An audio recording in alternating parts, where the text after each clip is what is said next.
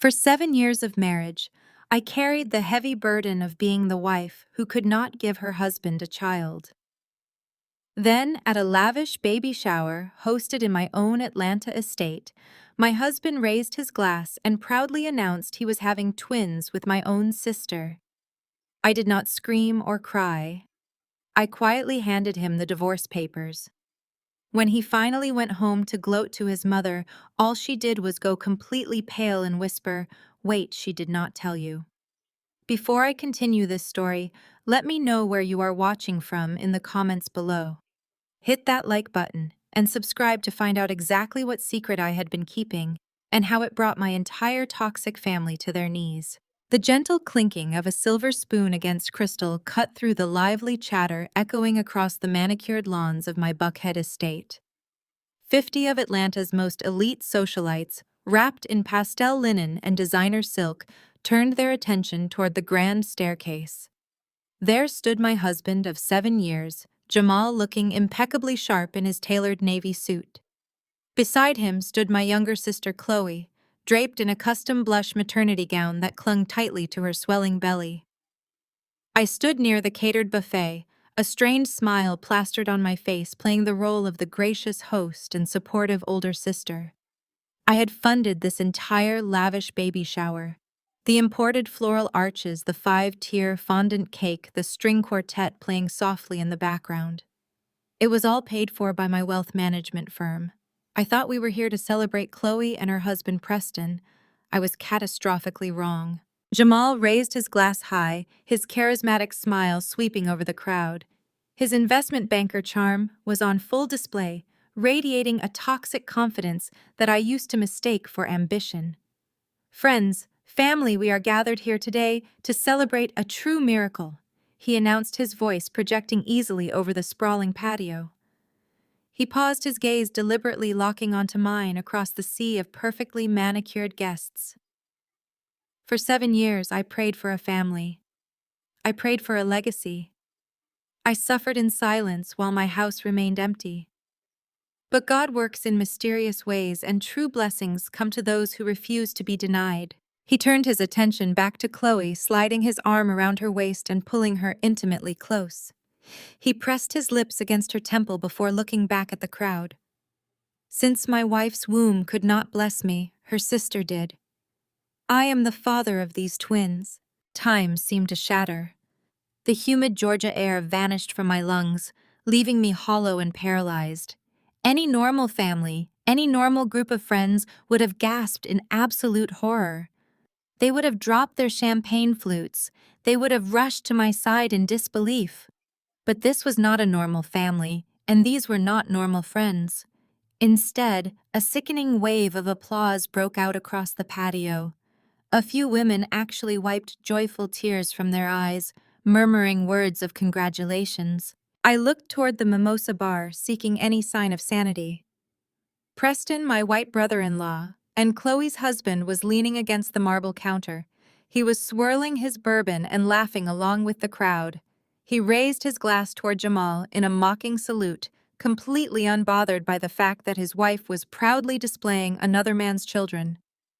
Preston leaned over and whispered something to a nearby guest, both of them chuckling as they stared at me.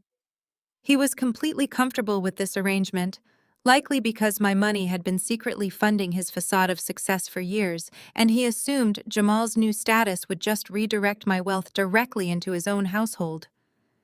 He looked at me with an arrogant sneer, enjoying my public execution. Then my mother, Yvonne, stepped out from the front row of clapping guests. She did not offer me a single look of pity or shock. Her face was radiant with triumph. She glided up the stone steps toward Chloe and Jamal, carrying a vintage bottle of Dom Perignon. She handed the expensive champagne to my sister, kissing her on both cheeks and hugging Jamal as if he had just won a massive victory for the community. Then she turned, walked down the steps, and marched straight up to me. She grabbed an empty, discarded gift box from a nearby table and shoved it hard against my chest, forcing me to catch it to keep it from falling to the patio floor. "Chloe has always been the provider of this family's joy," Yvonne announced, making sure her voice carried to the guests nearest to us. Thank you for stepping up where your sister failed Jamal. It takes a real man to secure his bloodline when his wife refuses to do her duty. She looked me up and down with pure absolute disgust. You should be grateful we are allowing you to host this, Kiara. It is the closest you will ever get to experiencing motherhood. My father, Kelvin, strolled up behind her, adjusting his designer tie. You have always been a selfish girl, Kiara. He sneered loud enough for Preston to hear and chuckle at. You cannot even give a man a child, so the least you can do is fund the sister who can. Stop embarrassing this family and smile for the photographer. That single vicious exchange encapsulated my entire 33 years on this earth. In Yvonne and Kelvin's eyes, I was never the brilliant self-made executive who built a massive wealth management portfolio from the ground up. I was just the scapegoat, the stubborn girl who prioritized boardrooms over babies, the daughter who always fell short of Chloe's golden standard. Chloe was the pampered socialite, the woman who married a commercial real estate broker, the absolute perfection of Atlanta high society. I had spent my adult life paying their bills, funding their extravagant lifestyles, and swallowing their casual cruelty, always believing that familial loyalty required infinite sacrifice. I had paid for my parents' luxury cars. I had financed Preston and Chloe's lifestyle when Preston's business deals fell through. I had done everything right. And Jamal, my charismatic, deeply insecure husband, had blamed me for our infertility for years.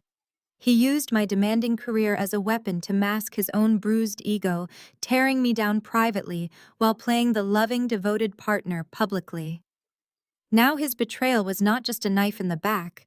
It was a coordinated public slaughter, orchestrated with the full blessing of my own flesh and blood. Jamal stood at the top of the stairs, smirking down at me. He puffed out his chest, soaking in the admiration of my parents and the shallow congratulations of the guests who thrived on this kind of toxic drama. He was waiting for the breakdown. He wanted me to scream, to throw the empty box, to dissolve into a hysterical, bitter woman right there on my own patio, so they could all validate the narrative they had carefully crafted about me.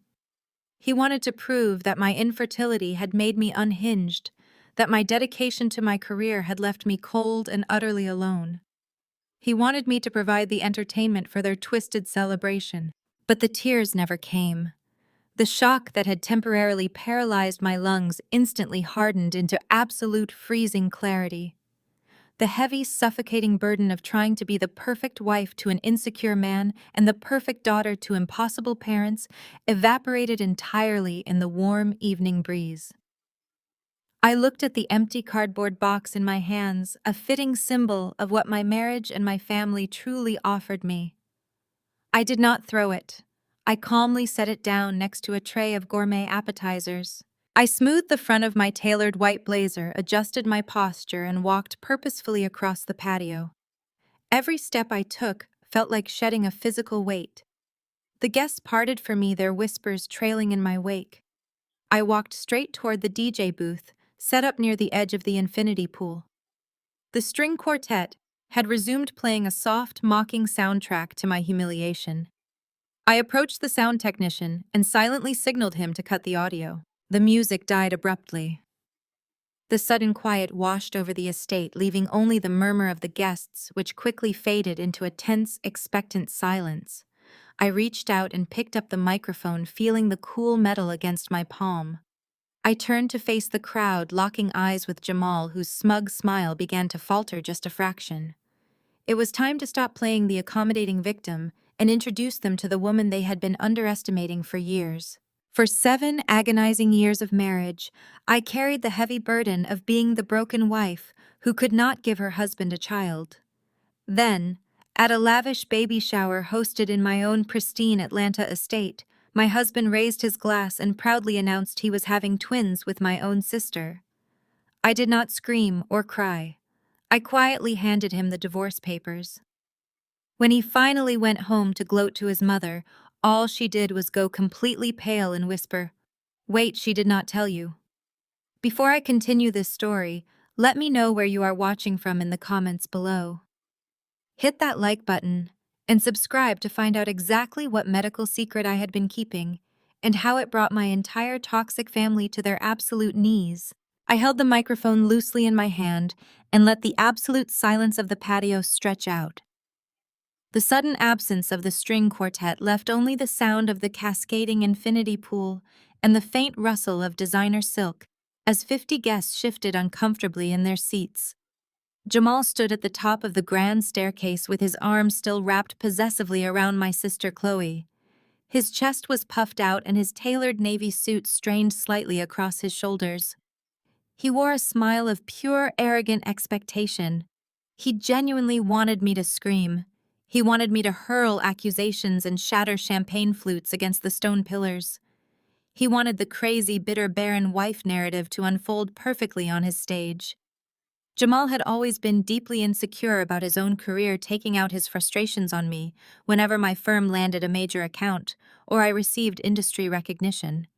He used my demanding schedule as a convenient excuse for his own shortcomings. He wanted to prove that my infertility had made me unhinged and that my dedication to my career had left me cold and utterly alone.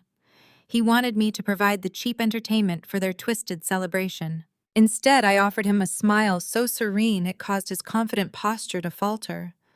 I turned my back to him for a brief moment and walked over to the marble side table where I had placed my designer tote bag earlier that afternoon. The smooth leather was cool against my fingertips as I reached inside and retrieved a thick, pristine manila folder. I walked back toward the staircase, allowing my heels to click rhythmically against the stone tiles. I did not rush. I let every single eye in that courtyard follow me. I climbed the first 3 steps and stopped just below Jamal. I raised the microphone to my lips. "Since we are doing gifts," I said, making sure my voice remained perfectly steady and echoed clearly across the manicured lawn. "I have one for you as well." I extended my hand and offered him the heavy envelope. He hesitated for a fraction of a second before taking it. I kept my eyes locked on his as I spoke the next words. "Here are the divorce papers. I already signed them." A low murmur rippled through the crowd of Atlanta socialites. A few women in the front row exchanged wide-eyed glances and shielded their mouths with their manicured hands. Jamal looked down at the folder and then threw his head back and laughed. It was a loud, booming sound intended to project absolute dominance over the situation. He genuinely thought this was a pathetic bluff. He waved the envelope in the air and treated it like a theatrical prop in his own victorious play. "You think a piece of paper scares me, Kiara?" he asked, his voice dripping with condescension. "You think you can just stamp your feet and walk away from this marriage because you cannot handle the biological truth. You are just embarrassed because everyone finally knows what I have had to deal with behind closed doors. A beautiful house with a cold, empty woman inside." He wrapped his arm tighter around Chloe and drew her closer to his side. Chloe leaned into him and rested her hand delicately on her pregnant belly. She wore an expression of practiced sympathy that she had perfected since childhood. Chloe had always been the golden child, the one who could do no wrong in our parents' eyes. While I spent my 20s building my financial portfolio and securing my broker licenses, Chloe spent hers hopping from one failed vanity project to another, always funded by our parents, until they ran out of money and expected me to pick up the tab. I had paid for her luxury cars. I had paid for her designer bags. I had even paid for the very dress she was wearing to announce she was carrying my husband's children. She viewed my success as a personal insult, but felt completely entitled to the fruits of my labor. Jamal continued projecting his voice for the captive audience. "You can hand me all the papers you want, Kiara. It changes nothing. I am the father of these children, and I am not going anywhere." Before I could respond, heavy footsteps approached from my right. My father, Kelvin, pushed his way through a cluster of bewildered guests. His face was twisted in a severe scowl, and his jaw was clenched so tightly the muscles jumped beneath his skin. Kelvin never cared about the emotional carnage happening within our family as long as the visual aesthetic remained intact. Growing up, Kelvin measured my worth entirely by my ability to make him look good. When I secured a full academic scholarship, he paraded me around his golf club for weeks, but when I struggled with the emotional toll of my infertility treatments, he told me to keep my private failures out of the public eye. Now he was doing it again, protecting the golden child, while commanding the scapegoat to fall in line.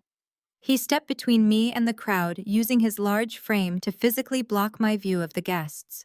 "What is wrong with you?" he hissed, his tone sharp and reprimanding.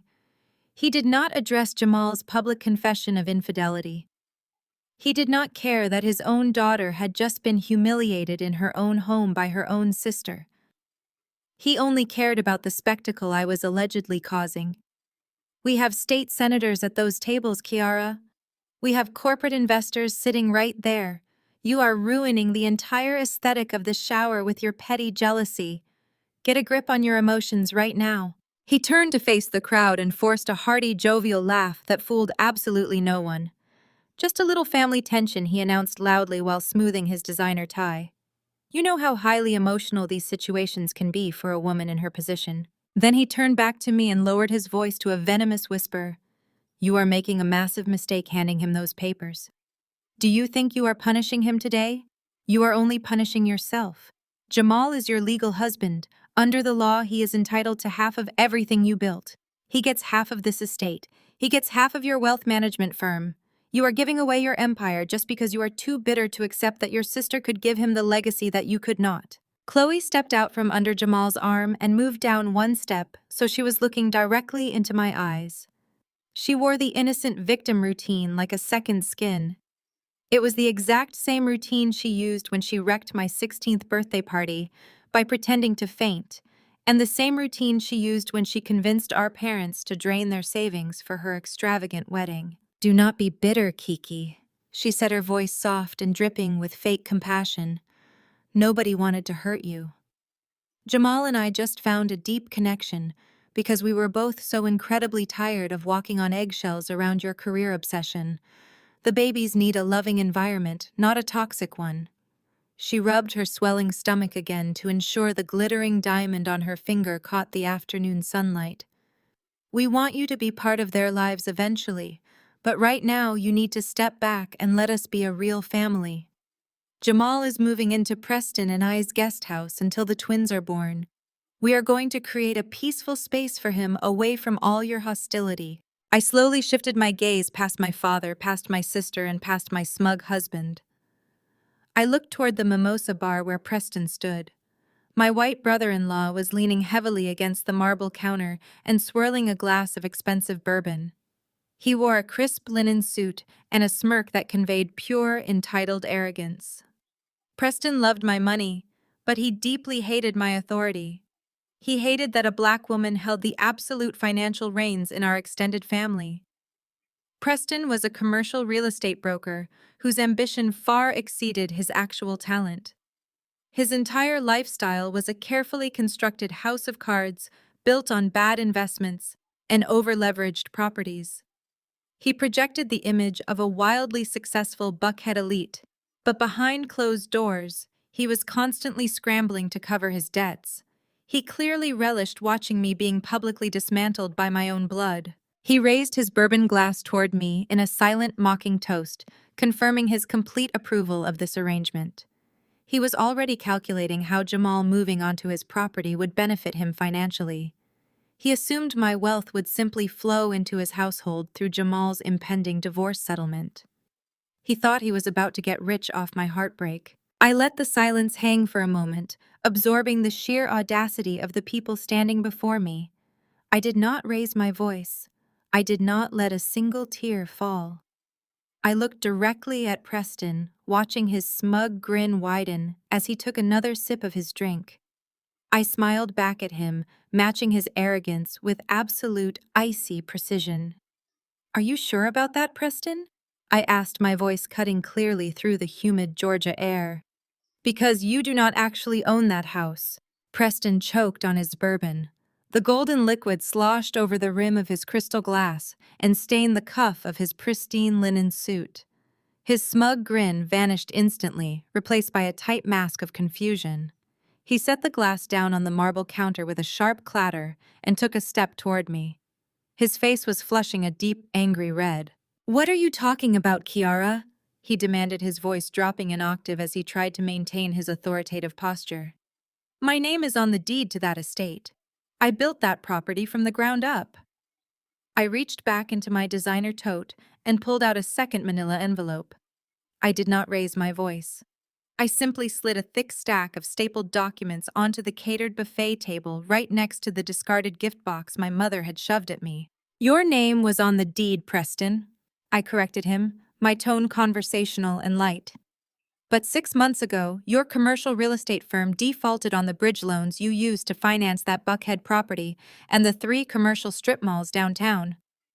You tried to hide the bankruptcy from Chloe. You tried to hide it from my parents. But the bank did not hide it. When they put your debt up for private auction, my asset management firm purchased it. The murmurs across the patio grew louder. The socialites who had been applauding Jamal moments ago were now whispering frantically to each other. Preston stood completely frozen. I tapped the stack of papers on the table. You are over-leveraged, Preston. The guest house you just generously offered to my cheating husband is legally collateral. The main house where you and my sister sleep every night is collateral. My company holds the deed to your entire life. You do not own a guest house. You are essentially a glorified squatter on my property. Chloe let out a sharp gasp. She dropped Jamal's hand and grabbed Preston's arm, her manicured acrylic nails digging into his suit jacket. Preston, tell me she is lying. Chloe pleaded, her voice trembling with sudden panic. Tell me we still have the house. Preston, tell me we are not broke. Preston refused to look at his wife. He stared at the documents on the buffet table, his jaw working furiously as he realized the depth of his financial ruin was now public knowledge. He had spent years mocking my career, calling me a corporate drone who did not understand true wealth. Now the corporate drone owned the very roof over his head. Jamal immediately stepped forward, desperate to wrest control of the narrative back from me. He waved the divorce papers in the air, completely dismissing Preston's public humiliation. He did not care about Preston. He only cared about protecting his own ego. I do not care about Preston's bad investments, Kiara, Jamal sneered, his voice echoing across the courtyard. Let them lose their house. I do not need Preston's guest house, and I do not need your charity. We signed a prenuptial agreement before we got married. You built your precious wealth management portfolio during our marriage. By law, I am entitled to exactly 50% of your firm. I am taking half your company, half your assets, and I am using your money to build a life with the woman who actually gave me a family. My father, Kelvin, immediately nodded in agreement, stepping up beside Jamal, like a loyal soldier. That is right, he boomed, looking around the patio to rally the crowd. The law is the law. Jamal is walking away a very rich man today. You played yourself, Kiara. I looked at my father, feeling absolutely nothing but pity. Then I looked at the man I had slept next to for 7 years. Jamal was gripping the divorce papers so tightly his knuckles were turning white. I strongly advise you to open that folder, Jamal. I said, my voice dropping to a deadly calm. I suggest you turn to page 4. Jamal scoffed, but he flipped the folder open. He yanked the stapled packet of papers out and began scanning the first page. His eyes darted across the text. This is not a standard divorce filing, I explained, ensuring every single guest heard my words perfectly. Those are the execution papers for the ironclad postnuptial agreement you signed exactly 2 years ago. Jamal froze. He flipped frantically to the 4th page. 2 years ago, Jamal had decided he wanted to launch his own independent consulting branch. He had begged me for the seed capital. He had pitched me a grand vision of his future success and demanded a massive transfer of funds from my personal accounts to get his business off the ground. I had agreed to fund his venture, but only under one strict condition. I required him to sign a comprehensive post-nuptial agreement protecting my core assets. He had been so desperate for my cash and so blindly arrogant that he barely scanned the fine print before signing his name on the dotted line. Let me refresh your memory on Section 7, Clause B, I said, reciting the legal jargon from memory. In the event of admitted infidelity, total forfeiture of all shared equity, spousal support, and company shares is immediately triggered. Your signature voids your right to every single dime I have ever earned. Jamal stared at the paper, his breathing turning ragged. You cannot prove anything, he stammered, his voice suddenly lacking its previous booming confidence. A pregnancy is not proof of infidelity until a paternity test is signed. Any lawyer can drag this out in court for years, Kiara. You cannot prove I admitted to anything. I smiled and pointed toward the edge of the patio. The professional videographer I had hired to capture the baby shower was standing near the floral arches. The red recording light on his heavy camera rig was blinking steadily. He had captured every single moment of the afternoon in high-definition audio and video. You just confessed on camera, I reminded him. You stood in front of 50 prominent witnesses, including state senators and corporate executives, and proudly announced you fathered a child with my sister while legally married to me. You handed me the trigger to the post-nup on a silver platter. You get absolutely nothing, Jamal. You are leaving this marriage with the exact same net worth you had when you entered it. 0. The color drained completely from Jamal's face. The reality of his situation crashed down on him. He had orchestrated this public ambush to break me. Instead, he had unknowingly provided the exact legal evidence I needed to sever him from my empire forever. He had played himself entirely. My mother, Yvonne shrieked. You cannot do this to him, Kiara. You cannot leave the father of your sister's children with nothing. It is unnatural. It is vicious. I will hire the best lawyers in Atlanta to destroy this postnup. I did not even look at my mother. I kept my eyes locked on Jamal, watching the arrogant investment banker crumble into a panicked, desperate man. His chest heaved as he breathed heavily. The humiliation was too much for his fragile ego to bear. The crowd he had tried to weaponize against me was now staring at him with a mixture of shock and sheer second-hand embarrassment. Jamal suddenly snapped. He threw the post-nuptial papers onto the ground. He turned and grabbed Chloe roughly by the wrist, yanking her forward so forcefully she stumbled in her heels. I do not need a single dime of your money, he screamed, his voice cracking with rage. He pointed a trembling finger at me. You think you hold all the power because you have a company. You are nothing. My mother has a massive generational trust fund waiting the second my firstborn child enters this world. The Brenda Trust guarantees millions to my bloodline. I do not need you. I do not need Preston's bankrupt guest house.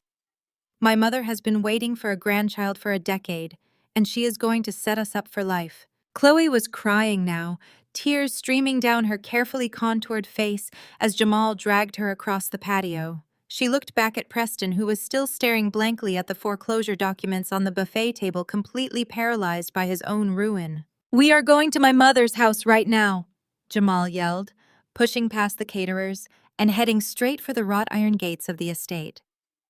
We are going to give Brenda the good news. We are going to claim our trust fund, and we are going to forget you ever existed, Kiara. He hauled Chloe out of the courtyard, the heavy gates slamming shut behind them. I stood on the patio surrounded by stunned guests and my shattered parents, and took a slow, deep breath. Jamal was driving straight to his mother Brenda's house, demanding his generational wealth. I calmly picked up my glass of sparkling water and took a sip, knowing exactly what awaited him when he walked through Brenda's front door. The heavy wrought iron gates of my estate slammed shut with a resounding metallic clang. The noise echoed across the courtyard, finalizing Jamal and Chloe's frantic exit. For a fleeting second, there was absolute stunned silence among the remaining guests. Then my mother Yvonne shattered the quiet.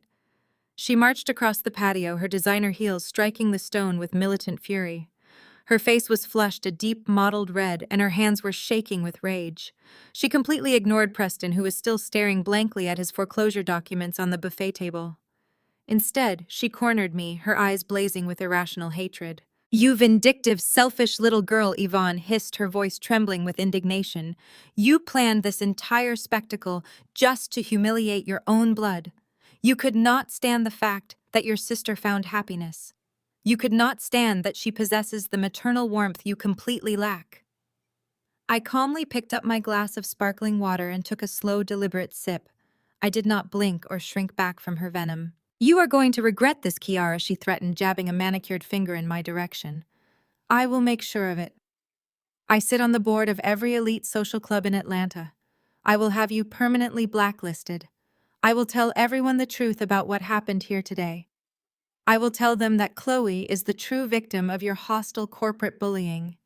You used your massive wealth to trap your brother-in-law in a financial corner, and you used a manipulative legal contract to rob your husband of his rightful equity.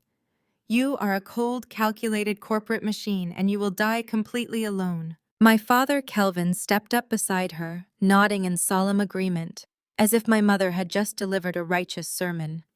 He glared at me with pure disgust. "You have disgraced the family name," he muttered. I lowered my glass. I looked at the 50 guests who were still lingering on my patio, watching the drama unfold with wide eyes and open mouths. Then I looked at my parents. "Get off my property," I said, my voice dangerously quiet but laced with absolute authority. Yvonne opened her mouth to argue, but I raised my hand, silencing her instantly. I signaled the head of my private security detail, a towering man in a dark suit who had been standing quietly near the garden entrance. "Clear the estate," I ordered. "Escort everyone out immediately. If anyone refuses to leave, call the police and have them arrested for trespassing. That includes my parents." The sheer finality of my command sent a shockwave through the crowd. The socialites grabbed their designer purses and practically ran for the valet station. Preston grabbed his empty bourbon glass, dropped it onto the grass, and stumbled blindly toward the exit, completely shell-shocked by his financial ruin. Yvonne and Kelvin hurled a few final muffled insults, but when my security team stepped forward, they quickly retreated, marching down the driveway with their heads held high in false dignity. Within 10 minutes, my home was entirely mine again. The toxic noise was gone, leaving only the gentle hum of the infinity pool and the warm Georgia breeze. I stood alone on my patio, breathed in the fresh air, and smiled. Miles away, speeding down Peachtree Road in his luxury sports car, Jamal was experiencing a very different kind of reality. He was gripping the leather steering wheel with white-knuckled intensity, but his chest swelled with a profound euphoric pride. He felt like a conquering king. For 7 years, he had lived in the shadow of my towering financial success. He had swallowed his pride every time I paid for our vacations, funded his business ventures, or out-earned me by millions. He had felt emasculated, diminished, and invisible. But today, he had rewritten his own history. He glanced over at Chloe, who was sitting in the passenger seat, sobbing hysterically. Her mascara was running down her cheeks, and she was frantically scrolling through her phone. "Preston is blowing up my phone," Chloe cried, her voice thick with panic. "He is saying we are broke, Jamal.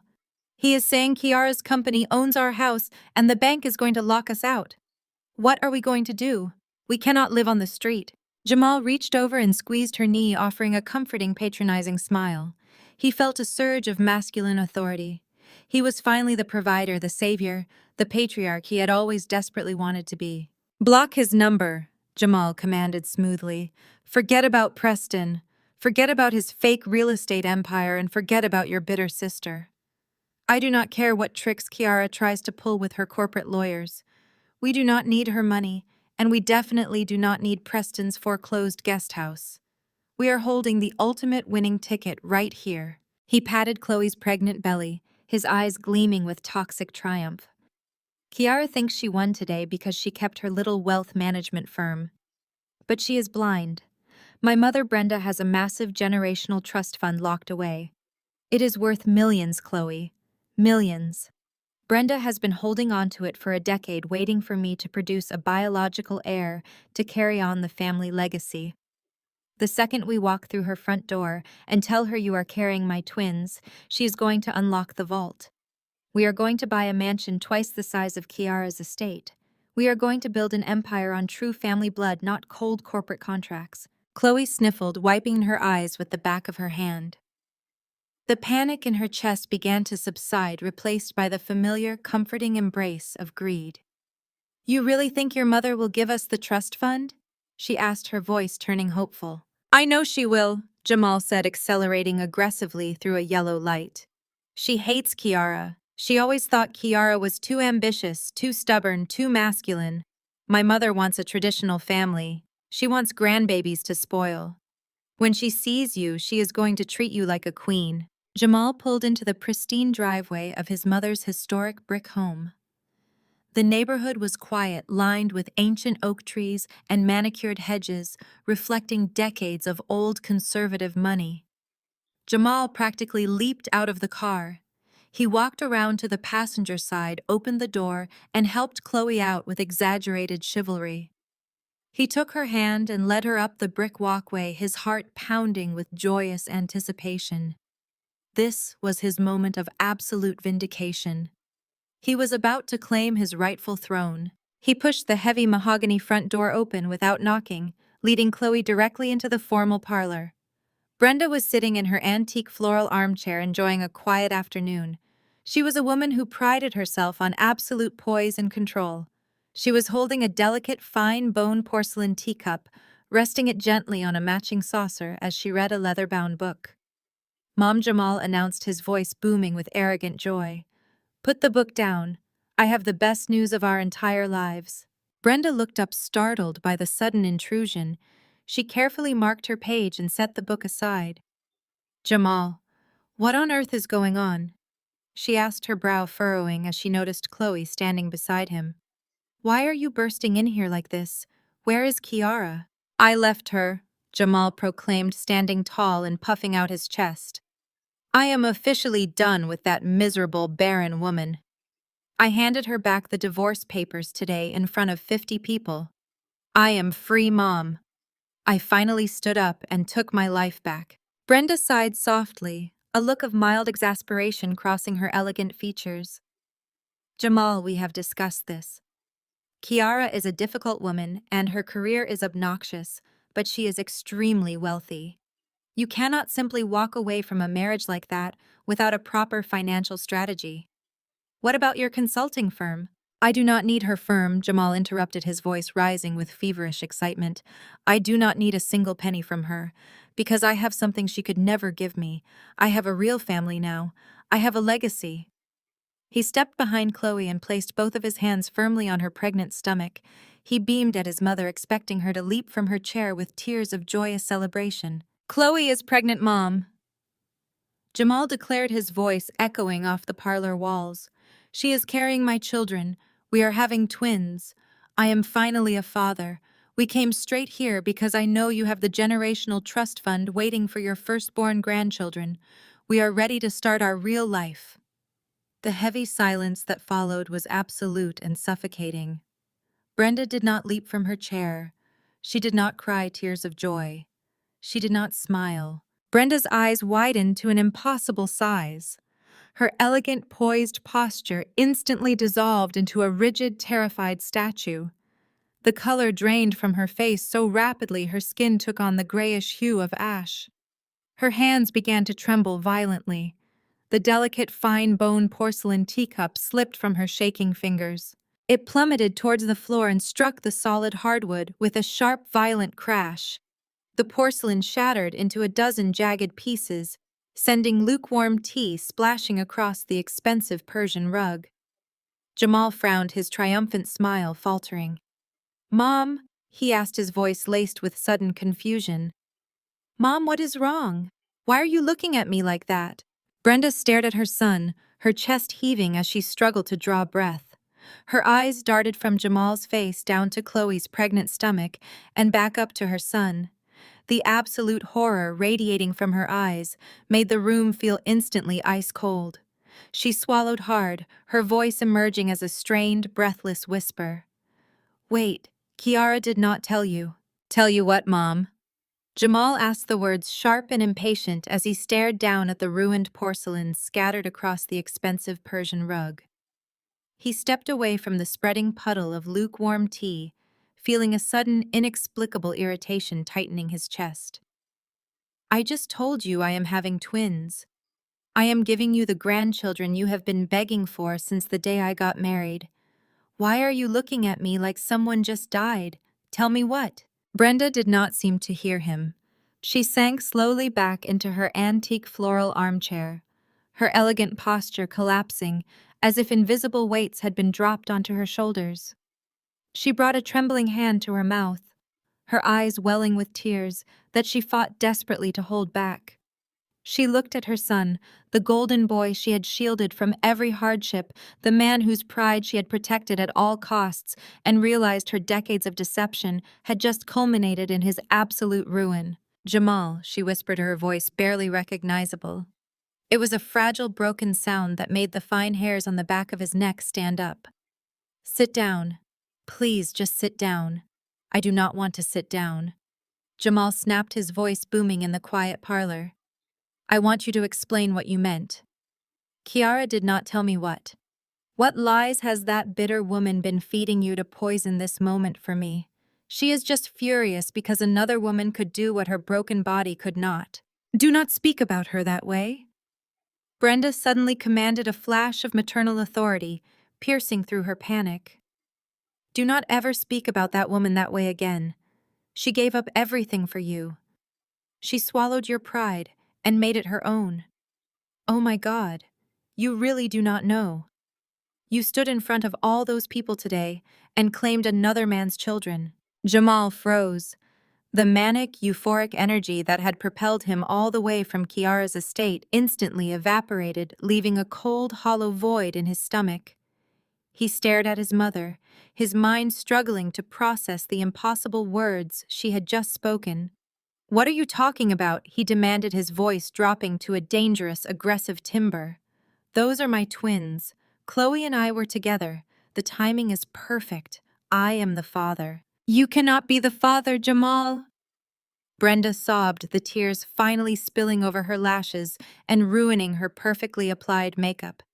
It is biologically impossible. You are sterile.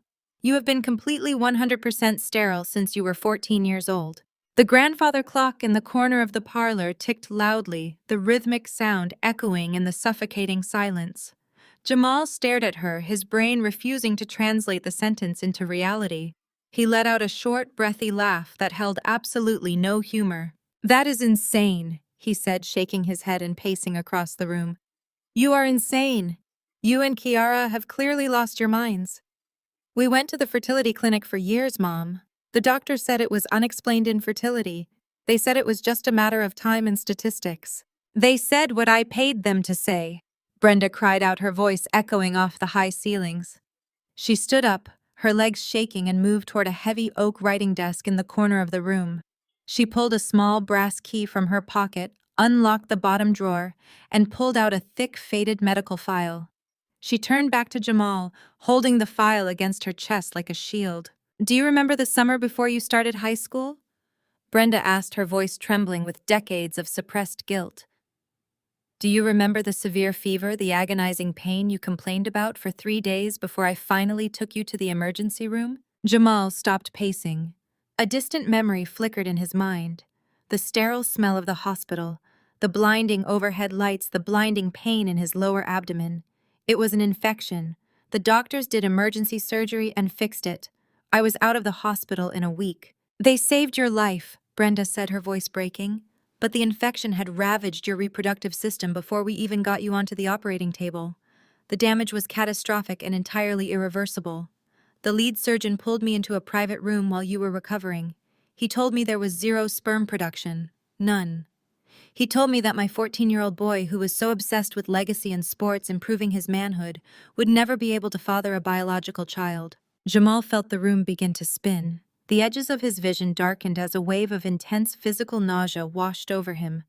He reached out and gripped the back of the floral armchair, his knuckles turning white as he struggled to remain upright.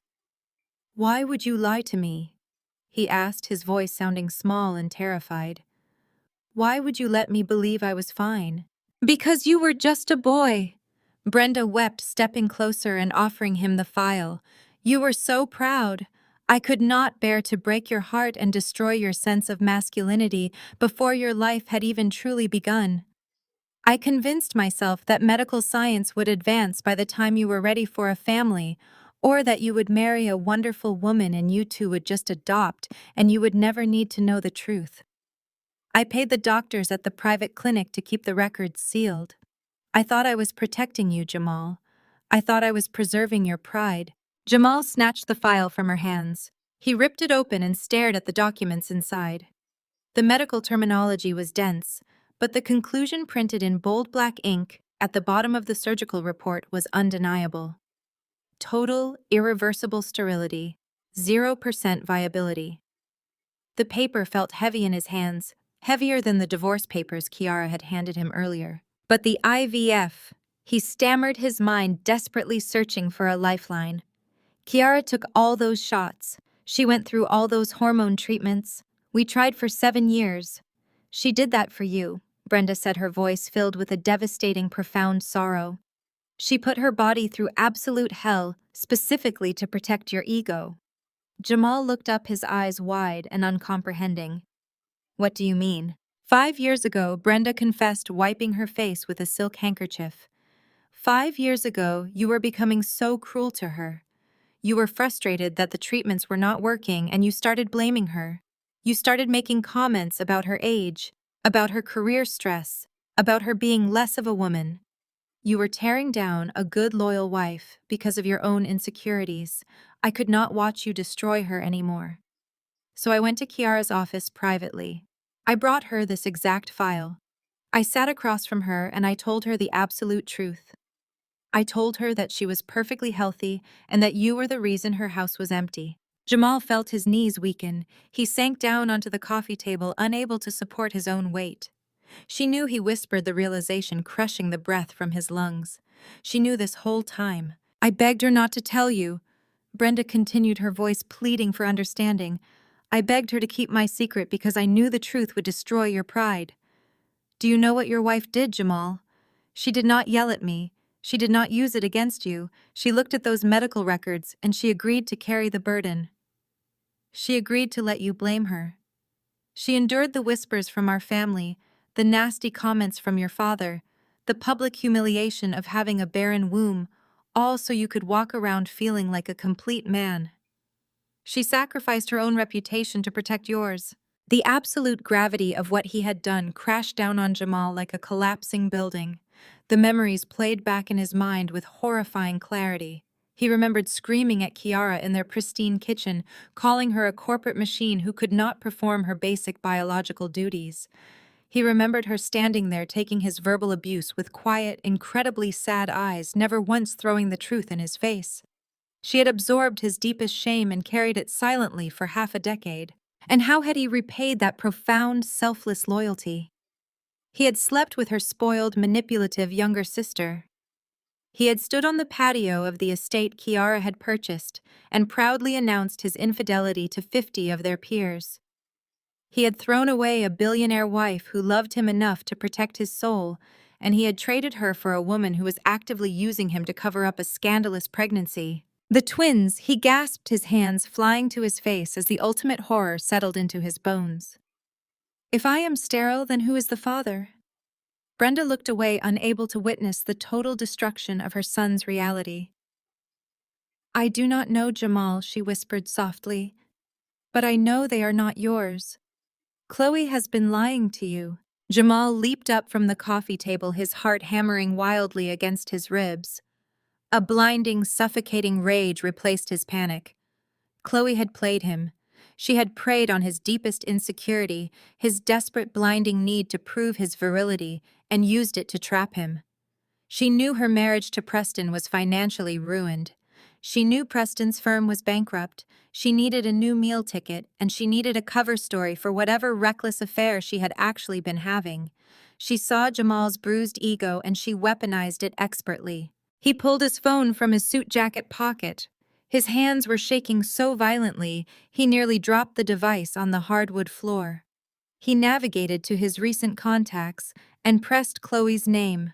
He paced the length of the parlor, listening to the dial tone ring once, twice, 3 times. "Hello, baby Chloe," answered her voice, sickeningly sweet and cheerful, completely devoid of the panic she had displayed at the estate just an hour ago. Jamal closed his eyes, fighting the urge to scream until his throat bled. He forced his voice to sound steady, keeping the lethal fury bubbling just beneath the surface completely hidden. "Hey, Chloe," he said, his voice tight and strained. "I am just at my mother's house. We are talking about the trust fund. I need to get the paperwork started immediately so we can buy a new house far away from your sister." "Oh, Jamal, that is amazing!" Chloe squealed, the greed evident in her high-pitched tone. "I knew Brenda would come through for us. I am at the guest house right now packing up some of Preston's cheap suits to throw in the trash."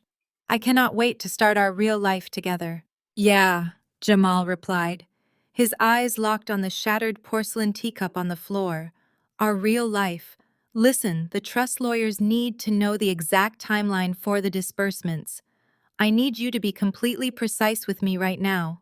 Exactly how far along are you? Chloe laughed a light, airy sound that made Jamal physically sick to his stomach. I told you, baby, I am exactly 12 weeks. The doctor confirmed it on Tuesday. 12 weeks and 2 days. It perfectly matches that weekend we spent at the cabin. They are your beautiful babies, Jamal. I promise. Jamal stared blindly at the antique wallpaper of his mother's parlor. The timeline was exact. It was the exact timeline she needed to convince him. But she had no idea that the man she was trying to manipulate was physically incapable of giving her the one thing she was claiming he did. She was cheerfully, blindly digging her own grave, completely unaware that Jamal now possessed the ultimate biological truth. Jamal gripped his phone so tightly the metal casing groaned under the pressure. Chloe's cheerful voice continued to echo in his ear, detailing the 12 weeks and 2 days she had supposedly been carrying his children. It was the exact timeline of their illicit weekend getaway at the mountain cabin. It was a perfectly constructed lie delivered with the effortless ease of a seasoned manipulator. I need you to take a prenatal paternity test, Jamal said. His voice was no longer the booming, authoritative instrument he had used to publicly humiliate his wife an hour ago. It was a hollow, raspy whisper. I need a blood draw done today. The cheerful, bubbling energy on the other end of the line vanished instantly. There was a sharp intake of breath followed by a heavy, loaded silence. Excuse me, Chloe asked, her tone completely stripped of its sugary sweetness. What did you just say to me?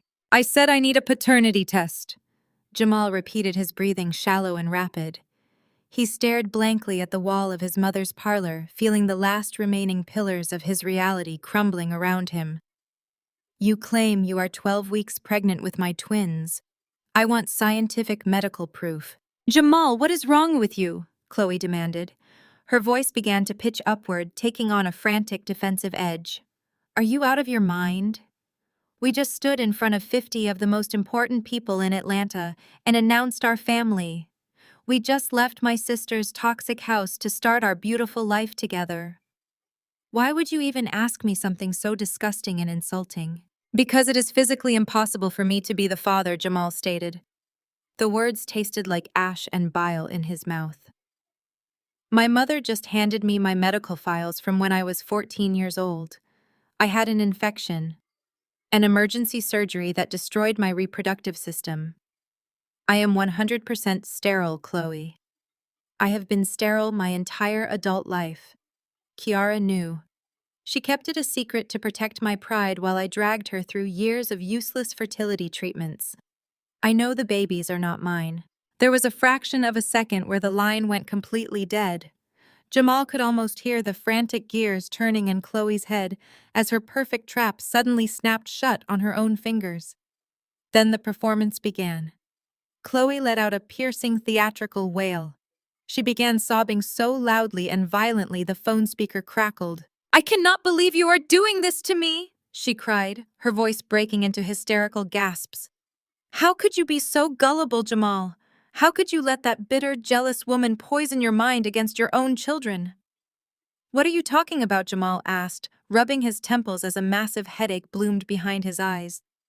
I am looking at the actual surgical report, Chloe. My mother has been hiding it for almost 20 years. And you think Kiara did not know about that file? Chloe shrieked, leaning entirely into her role as the persecuted victim. You think my sister, the woman who just bought my husband's debt in secret to ruin our lives, would not stoop to forging medical documents?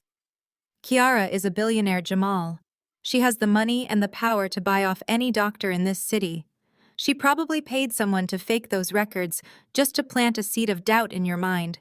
She wants to destroy our happiness because she is an empty, miserable corporate drone who cannot experience real love. Jamal squeezed his eyes shut. The sheer audacity of her lie was staggering. Chloe, Kiara did not give me this file. My mother gave it to me. My mother, who has been waiting for grandchildren for a decade, is sitting right in front of me crying because she knows the truth. Chloe did not miss a beat.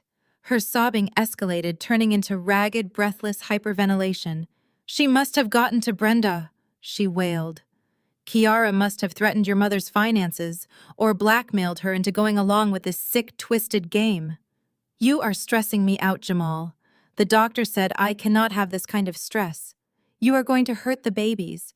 You are hurting our twins with your paranoid delusions." Before Jamal could formulate a response, he heard the sounds of a struggle on the other end of the line. The phone was fumbled and dropped. Then a new voice pierced his eardrum, sharp and lethal. "Listen to me very carefully, you pathetic excuse for a man," Yvonne snapped. Jamal stood up straight, the sudden sound of his mother-in-law's venomous tone sending a jolt of adrenaline through his system. "Yvonne, what are you doing? Put Chloe back on the phone." "I will do no such thing," Yvonne hissed. "I am standing here holding my pregnant, weeping daughter because you decided to torture her with some fabricated nonsense your vindictive wife cooked up. You listen to me, Jamal. You are nothing without this baby. You just lost half of a wealth management empire because you were stupid enough to sign a post-nuptial agreement without reading it. You are walking away from Kiara with nothing but the clothes on your back. This pregnancy is the only leverage you have left in this world." "The babies are not mine," Jamal yelled, losing his remaining composure. "I cannot have children, Yvonne. Chloe is lying to cover up an affair." "I do not care if the immaculate conception happened in that guest house," Yvonne screamed back, matching his volume with pure, ruthless aggression. "Chloe says, 'Those are your children, so they are your children. You are going to march your way to whatever bank holds your mother's trust fund, and you are going to secure that money for my daughter. If you ever question her integrity again, I will personally see to it that you are ruined. I will have you blacklisted from every country club, every corporate board, and every social circle in Atlanta. I will tell the entire city that you abandoned your pregnant girlfriend because you were too cowardly to be a father. I will bury you, Jamal. Do not test me." The line clicked and went completely dead. Jamal slowly lowered the phone from his ear. His hand was shaking so badly he could not maintain his grip. The device slipped through his fingers and clattered onto the hardwood floor, joining the shattered pieces of his mother's porcelain teacup. He looked across the parlor at Brenda. She was weeping silently, her face buried in her hands, completely broken by the devastation she had ultimately caused by trying to protect his pride. The reality of his situation crashed down upon him with the force of a freight train. He had thrown away a woman who loved him deeply enough to shoulder the brutal social stigma of infertility. Kiara had absorbed his anger, his resentment, and his cruel comments for 5 years. She had let his family and her own parents look down on her as a failure, all to ensure he never had to look in the mirror and question his own masculinity. She had funded his lifestyle, supported his career, and protected his soul. And in return, he had humiliated her in her own home. He had betrayed her with her spoiled, entitled sister. He had handed her the exact legal mechanism she needed to erase him from her financial empire. He had traded absolute loyalty for a family of parasitic grifters who were perfectly willing to bleed him dry and discard him when he was no longer useful. Jamal did not say a word to his mother. He turned and bolted from the parlor. He sprinted out the front door and threw himself into his sports car. He slammed the vehicle into gear and tore out of the historic neighborhood, his tires squealing against the asphalt. He drove with reckless desperation, weaving through Atlanta traffic like a madman. His chest heaved as he gasped for air, tears of profound regret blurring his vision. He had to fix this. He had to go back and beg for her forgiveness. He had to make Kiara understand that he had been blind. The sun was beginning to dip below the tree line, casting long, dark shadows across the manicured lawns of Kiara's exclusive gated community. Jamal slammed on the brakes as he reached the massive wrought iron security gates of her estate. The gates were firmly closed, forming an impenetrable black barrier between him and the life he had foolishly thrown away. He threw the car into park and leaped out, leaving the engine running. He sprinted to the brass intercom panel mounted on the stone pillar. He smashed his hand against the call button, mashing it repeatedly as he leaned heavily against the cold stone. "Kiara," he yelled, his voice cracking with desperation. "Kiara, please answer me. I know the truth.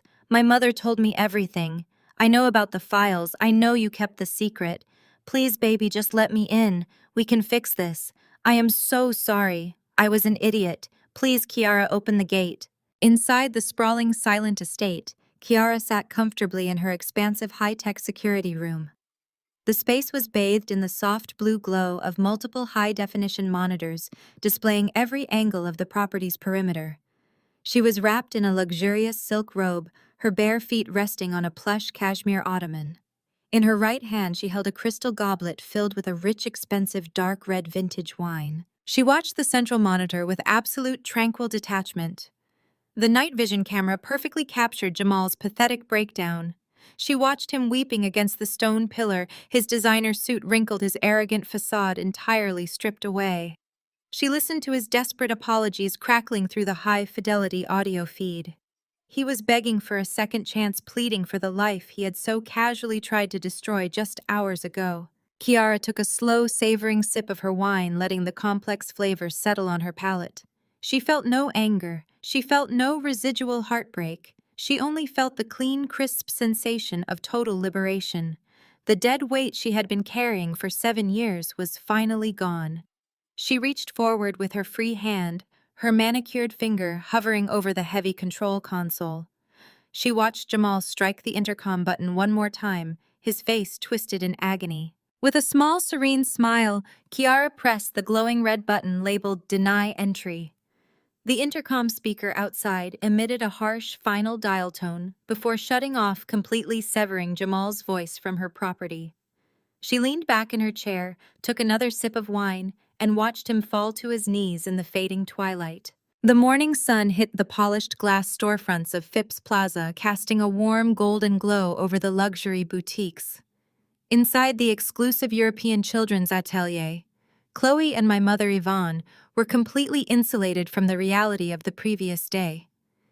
They glided through the aisles of cashmere baby clothes and imported Italian bassinets with the entitled ease of women spending someone else's money. Chloe paused to hold a tiny hand-knit silk cardigan against her swelling stomach, turning to admire her reflection in the gilded mirror. Yvonne stood beside her, sipping a complimentary glass of sparkling cider. She reached out and adjusted the collar of the tiny sweater, beaming at her youngest daughter. "Buy them in every color," Yvonne instructed, waving her hand dismissively. "Preston wants his children dressed beautifully, and you deserve a little retail therapy after the horrible ordeal your sister put you through yesterday." Chloe sighed dramatically, handing the silk garments to an eager sales clerk who was trailing closely behind them. "She is just so deeply unhappy," Chloe said, projecting her voice so the retail workers and the other wealthy shoppers in the boutique could hear her. "Kiara has always been jealous of me, but trying to ruin my baby shower with those fake corporate documents was a new low. She is just lashing out because she knows Jamal is finally going to be a real father. It is sad, honestly. I pity her." Yvonne nodded in vigorous agreement, adjusting her designer handbag on her shoulder. "She is a bitter, barren woman," Yvonne declared to the captive audience of retail workers. "She cares more about her bank accounts than her own blood. But we are not going to let her toxic energy ruin this blessing. Ring all of this up, please. Put it on my son-in-law's platinum card." Chloe retrieved Preston's heavy metal credit card from her wallet and dropped it onto the glass checkout counter. She had spent the entire morning swiping that card, accumulating tens of thousands of dollars in luxury baby goods, oblivious to the fact that she was draining the final drops of liquidity from a rapidly sinking ship. She smiled at the clerk, completely convinced that Jamal would soon be moving in with his mother's millions, and Preston's wealth would remain intact. She believed she had orchestrated the perfect life. Across town in the private oak-paneled dining room of the Buckhead Elite Country Club, Preston was desperately trying to maintain his own fragile illusion. He sat at the head of a long mahogany table surrounded by 5 prominent commercial investors. His crisp, tailored suit concealed the cold sweat gathering on his lower back. Preston needed a massive capital injection. He needed these men to write him a check today to cover the bridge loans that had quietly gone into default. He had spent the last 2 hours laughing loudly, ordering the most expensive imported steaks, and demanding the sommelier bring out 3 bottles of their highest-graded vintage wine. He played the part of the wildly successful real estate tycoon to perfection, aggressively projecting wealth to mask his total insolvency. He was convinced that Kiara's threat yesterday was a mere warning shot. He believed he still had a window of time to secure new funding and outmaneuver her asset management firm before she could officially seize his properties. We are looking at a 30% return on the downtown development within the first fiscal year, Preston boasted, leaning back in his leather chair and swirling his bourbon. I am offering you ground floor equity on a guaranteed win. You just need to commit the capital by tomorrow morning. The investors exchanged impressed glances, murmuring their approval as they finished their expensive meals. Preston felt a surge of arrogant relief. He was going to pull this off. He was going to save his firm, and then he was going to make sure Kiara paid for trying to publicly humiliate him. The head waiter approached the table carrying a polished silver tray with a black leather folio. He placed it discreetly next to Preston's elbow. Preston did not even look at the bill. He pulled his black American Express card from his breast pocket and dropped it onto the tray, continuing his pitch to the investors without missing a beat. The waiter bowed slightly and retreated. Preston launched into a detailed breakdown of the zoning permits, feeling the familiar rush of the deal closing. 10 minutes passed. The investors were nodding, pulling out their luxury pens to sign the preliminary commitment letters. Then the head waiter returned. He did not step up to the table with his usual polished grace. He looked pale and deeply uncomfortable. He leaned down and whispered directly into Preston's ear. "I am so sorry, sir," the waiter murmured, his voice barely audible over the clinking of silverware. "Your card was declined." Preston stopped speaking mid-sentence. The table fell silent. He turned his head and glared at the waiter, his face flushing with immediate heat. "Run it again," Preston hissed through gritted teeth, attempting to keep his voice low. "It is a system error. It is a limitless card. Just run the damn thing again." "I did, sir," the waiter whispered back, visibly sweating. "I ran it 3 times.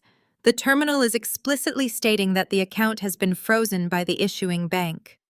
The investors were staring now. The silence in the private dining room grew thick and suffocating. Preston's heart slammed against his ribs like a trapped bird. He forced a tight, artificial laugh and reached for his wallet, pulling out a different corporate Visa card. "Fraud protection," Preston announced loudly to the table, waving his hand in dismissal. "You travel out of the country once and the bank flags your account every time you try to buy a steak. Use this one," he told the waiter, shoving the Visa onto the tray. The waiter hurried away. Preston took a large gulp of his bourbon, trying to steady his shaking hands. He resumed talking about the development project, but his voice lacked its previous confident boom. He kept his eyes glued to the dining room doors, waiting for the waiter to return with the receipt. 5 minutes later, the dining room manager appeared. He walked straight up to Preston, holding the silver tray with both hands. "Mr. Vance," the manager said, his tone polite but definitively firm. "I apologize for the inconvenience, but that card has also been declined. The automated system is showing a total freeze on all associated corporate and personal accounts. We cannot process the payment." Preston felt the blood drain from his face. The investors immediately stopped signing their commitment letters. One of them slowly put his pen back into his pocket. The illusion of wealth shattered, instantly replaced by the undeniable stench of financial ruin. "Excuse me for a moment," Preston said, his voice tight and hoarse. He stood up abruptly, pushing his heavy leather chair back so forcefully it nearly tipped over. He practically ran out of the dining room, ignoring the confused stares of his guests. He burst through the country club doors and sprinted to his car. Once inside the insulated cabin of his vehicle, he yanked out his phone and dialed his private banker. The line rang twice before his account manager answered. The usual warm greeting was entirely absent. "What the hell is going on with my accounts?" Preston screamed, banging his fist against the steering wheel. "Why are my cards declining at a business lunch?" "Mr. Vance," the banker replied, his tone rigidly professional and entirely unsympathetic. "I was just about to call you. Your accounts have been locked. All of your lines of credit, your operating accounts, and your personal checking have been frozen by a court order." "A court order?" Preston yelled. "On what grounds?" "A corporate lien was executed at 11 o'clock this morning," the banker explained. Apex Asset Management officially filed the paperwork proving you are in total default on your commercial bridge loans. They are exercising their right to seize all liquid assets to cover the outstanding debt. You have zero available funds, Mr. Vance. You are effectively bankrupt.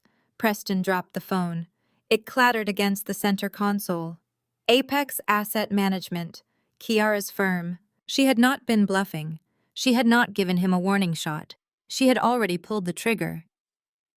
While he was sitting at the country club trying to project power, she had methodically dismantled his entire financial existence.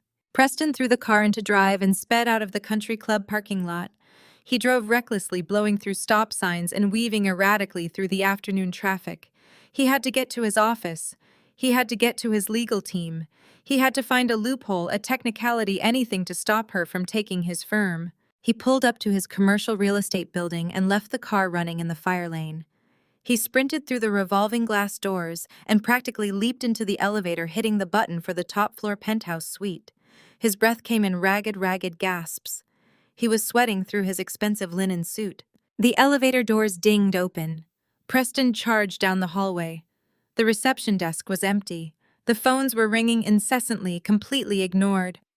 He sprinted past the glass-walled conference rooms and threw open the heavy double doors to his private corner office. He stopped dead in his tracks.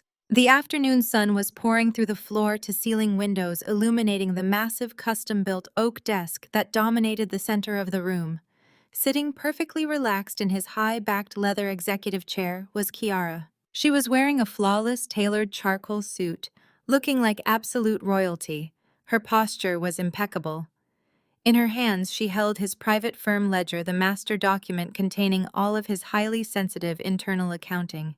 She slowly turned a page, the sound of the thick paper crisp and loud in the silent office. She did not look up immediately. She took her time, tracing a manicured finger down a column of red ink. Then she closed the ledger and set it neatly on the center of his desk. She folded her hands and looked directly into his panicked, bloodshot eyes. "You are late, Preston," she said, her voice smooth and unbothered. "We have a lot of your debt to go over." Jamal gripped his phone so tightly the metal casing groaned under the pressure. Chloe's cheerful voice continued to echo in his ear, detailing the 12 weeks and 2 days she had supposedly been carrying his children. It was the exact timeline of their illicit weekend getaway at the mountain cabin. It was a perfectly constructed lie delivered with the effortless ease of a seasoned manipulator. "I need you to take a prenatal paternity test," Jamal said. His voice was no longer the booming, authoritative instrument he had used to publicly humiliate his wife an hour ago. It was a hollow, raspy whisper. "I need a blood draw done today." The cheerful, bubbling energy on the other end of the line vanished instantly. There was a sharp intake of breath followed by a heavy, loaded silence. "Excuse me, Chloe," asked, her tone completely stripped of its sugary sweetness. "What did you just say to me?" "I said I need a paternity test," Jamal repeated, his breathing shallow and rapid. He stared blankly at the antique wallpaper of his mother's parlor, feeling the last remaining pillars of his reality crumbling around him. "You claim you are 12 weeks pregnant with my twins. I want scientific medical proof." "Jamal, what is wrong with you?" Chloe demanded. Her voice began to pitch upward, taking on a frantic defensive edge.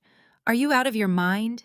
We just stood in front of 50 of the most important people in Atlanta and announced our family. We just left my sister's toxic house to start our beautiful life together. Why would you even ask me something so disgusting and insulting?" "Because it is physically impossible for me to be the father," Jamal stated.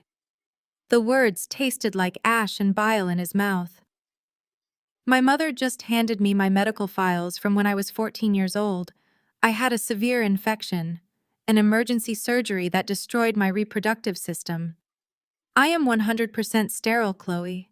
I have been sterile my entire adult life." Kiara knew. She kept it a secret to protect my pride while I dragged her through years of useless fertility treatments. "I know the babies are not mine." There was a fraction of a second where the line went completely dead.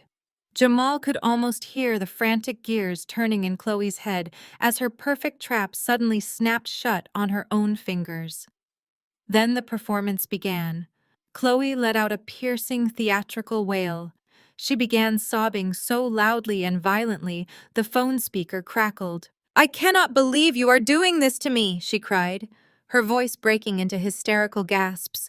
"How could you be so gullible, Jamal? How could you let that bitter, jealous woman poison your mind against your own children?" "What are you talking about?" Jamal asked, rubbing his temples as a massive headache bloomed behind his eyes. "I am looking at the actual surgical report, Chloe. My mother has been hiding it for almost 20 years. "And you think Kiara did not know about that file?" Chloe shrieked, leaning entirely into her role as the persecuted victim. "You think my sister, the woman who just bought my husband's debt in secret to ruin our lives, would not stoop to forging medical documents? Kiara is a billionaire, Jamal. She has the money and the power to buy off any doctor in this city. She probably paid someone to fake those records just to plant a seed of doubt in your mind. She wants to destroy our happiness because she is an empty, miserable corporate drone who cannot experience real love." Jamal squeezed his eyes shut. The sheer audacity of her lie was staggering. "Chloe, Kiara did not give me this file. My mother gave it to me. My mother, who has been waiting for grandchildren for a decade, is sitting right in front of me crying because she knows the truth." Chloe did not miss a beat. Her sobbing escalated, turning into ragged, breathless hyperventilation. "She must have gotten to Brenda," she wailed. "Kiara must have threatened your mother's finances or blackmailed her into going along with this sick, twisted game." "You are stressing me out, Jamal.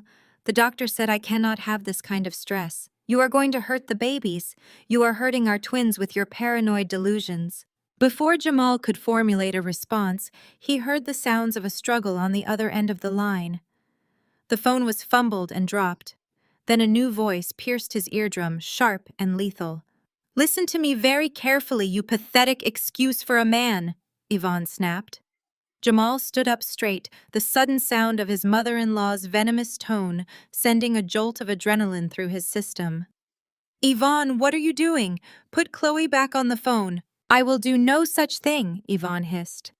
"I am standing here holding my pregnant, weeping daughter because you decided to torture her with some fabricated nonsense your vindictive wife cooked up. You listen to me, Jamal. You are nothing without this baby. You just lost half of a wealth management empire because you were stupid enough to sign a post-nuptial agreement without reading it. You are walking away from Kiara with nothing but the clothes on your back. This pregnancy is the only leverage you have left in this world."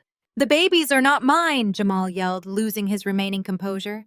"I cannot have children, Yvonne. Chloe is lying to cover up an affair." "I do not care if the immaculate conception happened in that guest house," Yvonne screamed back, matching his volume with pure, ruthless aggression. "Chloe says those are your children, so they are your children. You are going to march your way to whatever bank holds your mother's trust fund, and you are going to secure that money for my daughter.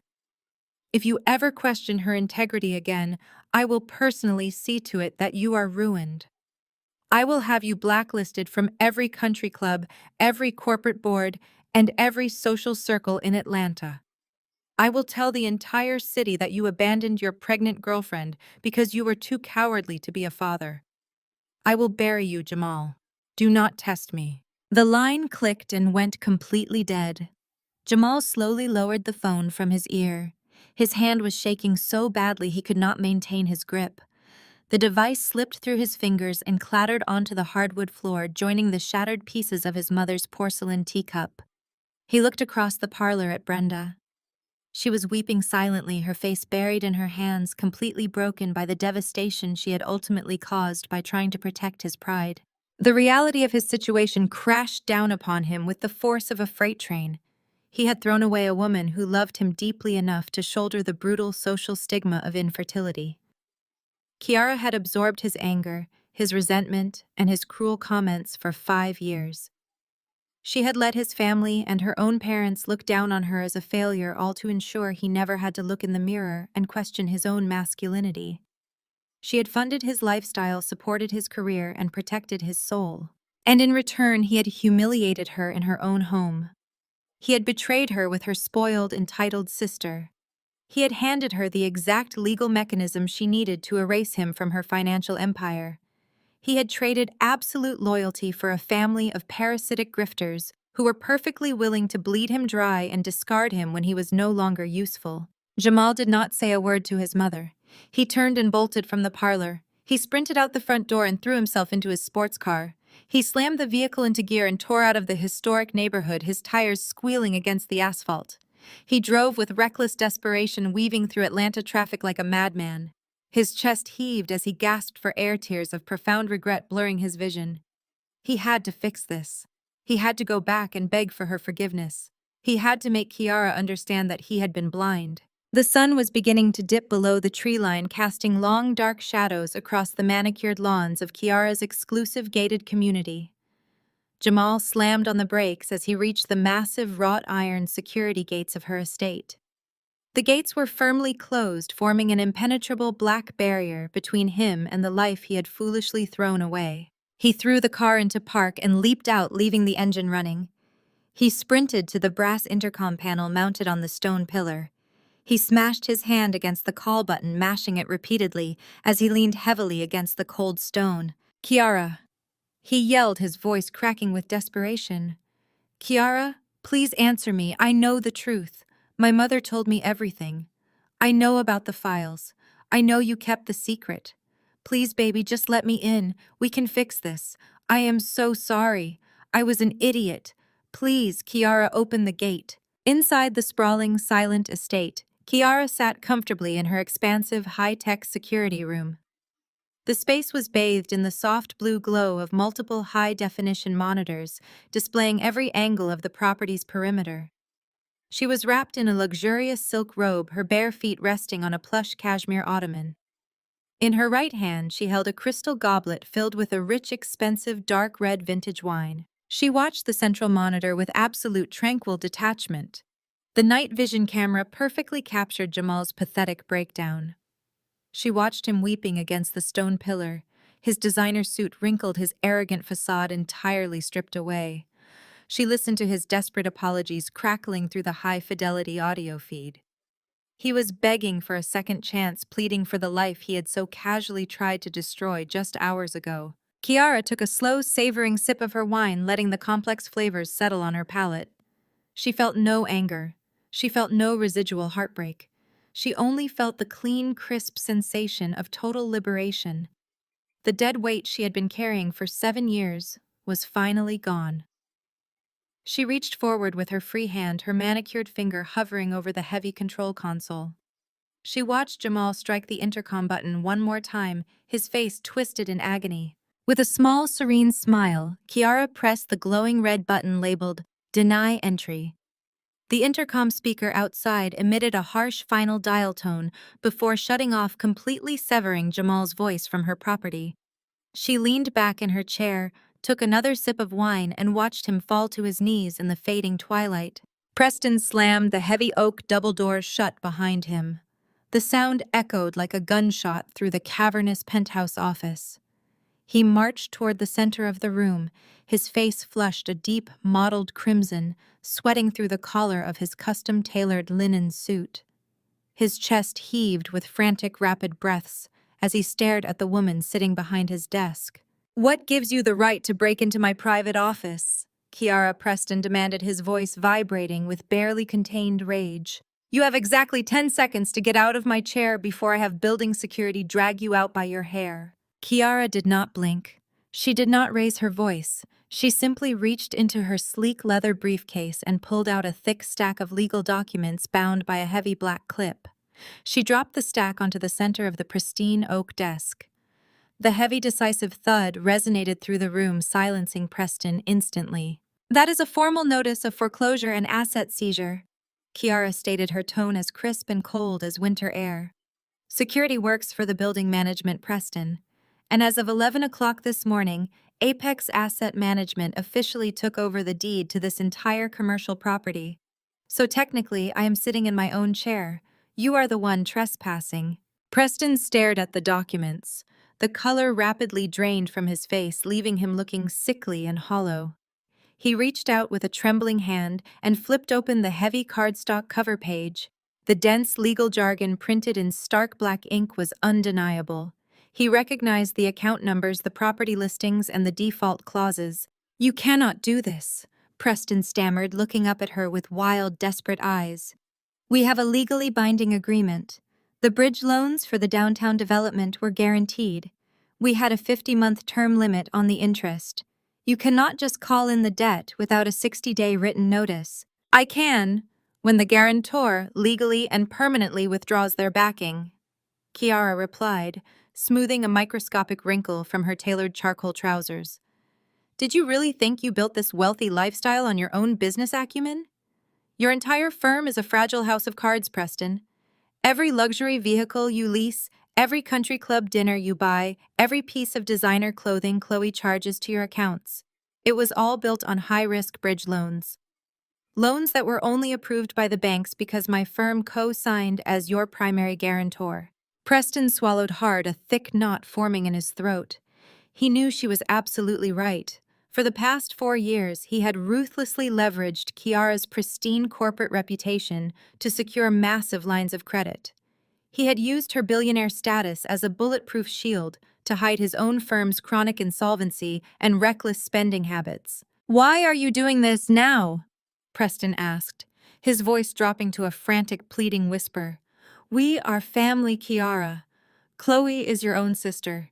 You are acting out of pure spite because your marriage fell apart." "Spite." Kiara repeated, testing the word on her tongue with clinical detachment. "No, Preston, this is not spite. This is basic accounting and risk management. I backed your firm because I believed in family loyalty. But yesterday you stood on my patio and laughed. You stood there with a smug, satisfied grin on your face, while your wife proudly announced to 50 of our most important peers that she was carrying my husband's children. You watched my public humiliation, and you found it entertaining. You were perfectly willing to let Chloe destroy my marriage, so you two could grift Jamal out of his trust fund to pay off your mounting debts. You thought you could use my husband as a blank check while continuing to spend my money." Preston's eyes darted around the room, searching the empty corners for an escape route that did not exist. The grift had been completely exposed. He and Chloe had planned the entire deception meticulously. They knew Jamal was desperate for a legacy to secure his family trust. They knew Kiara was struggling with unexplained fertility issues. Chloe had played the willing seductress, and Preston had played the compliant husband, perfectly willing to step aside for a quiet off-the-books financial settlement from Jamal. It was supposed to be a seamless transfer of wealth that would save Preston from bankruptcy. But Preston refused to go down without a fight. His rising panic rapidly metastasized into vicious defensive anger. If his financial leverage was gone, he would use the only weapon he had left in his arsenal: psychological cruelty. He stepped around the edge of the massive oak desk, deliberately invading Kiara's personal space. He leaned down, placing both hands heavily on the armrests of the leather executive chair, effectively trapping her. He lowered his face until he was inches from hers, his breath smelling sharply of expensive bourbon and stale terror. "You think seizing my firm changes anything?" Kiara Preston mocked, his voice dripping with venomous condescension. "You think taking my money makes you a winner today? You are nothing but a lonely, bitter woman who could not even keep her own husband satisfied in her own bed. Do you honestly blame Jamal for looking elsewhere? You are a cold corporate machine. You could not give him the one thing a real man actually wants: a family. You are completely empty inside, Kiara. Jamal left you because you are less of a woman than your sister. Chloe is giving him beautiful, healthy twins. What did you ever give him besides spreadsheets and an empty nursery?" Preston smiled a nasty, triumphant sneer. He waited for the tears to well in her eyes. He waited for the physical slap across his face. He waited for the emotional breakdown he was absolutely sure would follow his brutal assessment of her deepest, darkest insecurities. Kiara did not flinch. She did not look away. Her heartbeat remained perfectly steady. She simply looked at him with an expression of profound clinical pity. "Are you finished?" she asked quietly. Preston's sneer faltered. The absolute lack of reaction unsettled him deeply. He pushed himself back from the chair, suddenly feeling incredibly foolish and small. Kiara reached into her briefcase one final time. She pulled out a slim silver tablet and tapped the screen, waking it up. She slid the device across the smooth wooden surface of the desk until it bumped gently against Preston's white knuckles. "Take a look," Kiara instructed. Preston looked down at the glowing digital screen. It was a live feed of the global financial market ticker. Specifically, it was focused on his commercial real estate firm's publicly traded bonds and subsidiary holding companies. The numbers were flashing violently in bright, glaring red. The tracking graphs were plunging downward in steep, terrifying vertical lines. 10 minutes ago, I issued a formal press release to every major financial outlet. Kiara explained, her voice echoing clearly in the silent, sunlit office. Apex Asset Management publicly announced the total withdrawal of all financial backing guarantees and corporate associations with your firm. I explicitly cited severe internal accounting irregularities and a total breach of fiduciary trust. The market responded exactly as I anticipated. Your stock is currently in a terminal freefall, Preston. You are losing roughly $10,000 a second. By the time the closing bell rings this afternoon, your firm will be trading at fractions of a penny. You are not just bankrupt, you are radioactive. No bank in the world will ever lend you a single dollar again. You are finished. Preston stared at the plunging red lines, his mouth opening and closing like a suffocating fish. He grabbed the tablet, his shaking fingers smudging the glass, trying frantically to refresh the page, praying it was a system glitch. But the numbers kept falling. The absolute destruction of his life's work, his reputation, and his future was playing out in real time right in front of his eyes. "You destroyed me!" Preston gasped, the tablet slipping from his weak grasp and clattering onto the desk. "You actually destroyed me!" "You destroyed yourself," Kiara corrected, standing up and meticulously smoothing the front of her charcoal suit. She picked up her leather briefcase and walked around the desk, moving with the effortless grace of a predator leaving a thoroughly defeated carcass. She walked toward the heavy double doors, her heels clicking rhythmically against the polished hardwood floor. Preston remained frozen by the desk, staring blankly at the foreclosure notice and the plummeting stock numbers. His breathing was shallow, his entire body trembling violently with the shock of sudden total annihilation. Kiara paused with her hand resting on the cool brass doorknob. She turned her head, looking back over her shoulder. Her expression was completely unreadable, devoid of any anger, malice, or triumph. "By the way," Kiara remarked casually, her voice slicing clearly through the heavy, suffocating silence of the ruined office, "you might want to ask Chloe why Jamal is suddenly demanding a DNA test." Preston's head snapped up. The financial panic clouding his eyes was instantly eclipsed by a new, profound terror. His jaw went slack as the implications of her words slammed into him. "DNA test for what?" Preston asked, his voice cracking into a high, desperate pitch. "Jamal, why do you need a DNA test for my wife's babies?" Preston stood paralyzed in the center of the sunlit office, his mind violently fracturing as the reality of Kiara's parting words set in. The financial ruin that had paralyzed him just moments ago was instantly overshadowed by a much darker, more personal horror. Jamal was demanding a paternity test. Chloe had sworn the twins belonged to Jamal. But if Jamal was demanding proof, then the entire carefully constructed narrative was collapsing. Preston did not wait for Kiara to explain. He stumbled backward, his expensive leather shoes scraping against the polished hardwood floor. He turned and practically tore the heavy oak doors off their hinges, sprinting down the corridor to demand the truth from his wife. Kiara watched him flee with a perfectly serene expression. She walked out of her private suite and moved toward the executive glass-walled conference room at the end of the hall.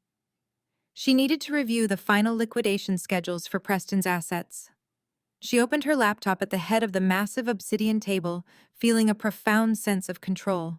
Before she could even pull up the first spreadsheet, the frosted glass doors of the boardroom were shoved open with explosive force. 2 building security guards flanked the doorway, looking flustered and highly apologetic. Standing between them, exuding an aura of absolute aristocratic entitlement, were Yvonne and Kelvin. Yvonne wore a pristine white Chanel suit, her pearls gleaming under the recessed lighting.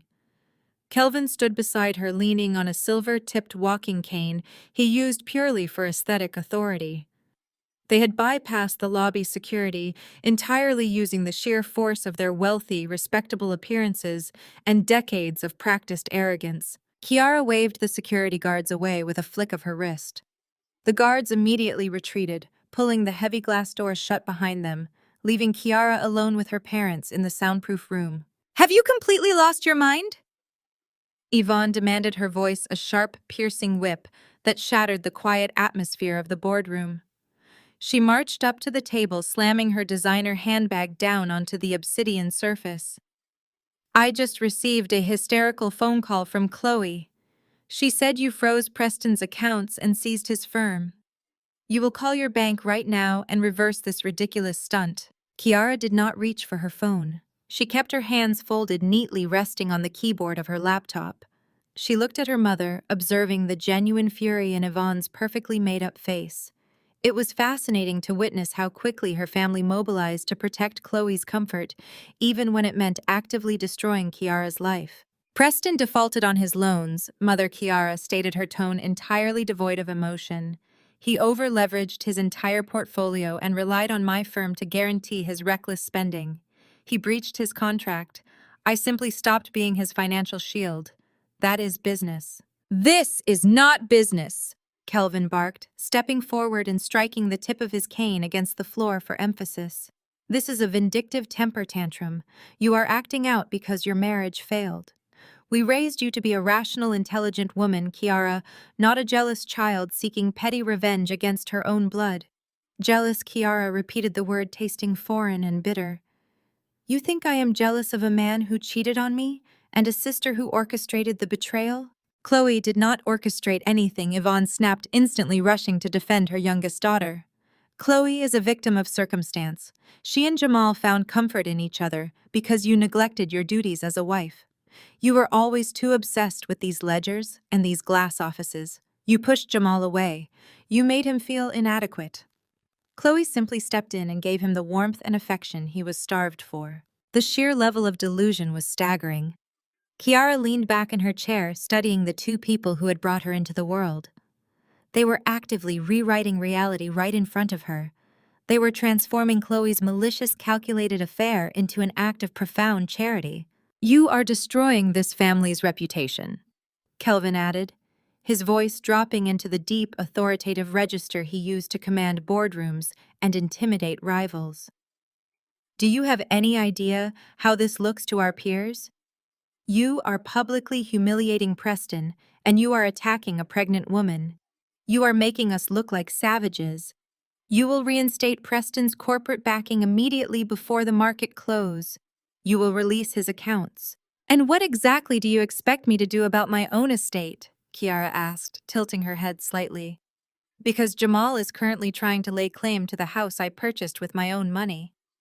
He plans to move Chloe into my home." "As he should," Yvonne declared without a single ounce of hesitation or shame. The absolute cruelty of the statement hung in the air. Kiara stared at her mother, waiting for a punchline that never came. Yvonne was entirely serious. "Chloe is carrying twins," Yvonne continued, her chin raised in righteous defiance. "She is bringing new life into this family. She needs stability. She needs a secure environment to raise those babies.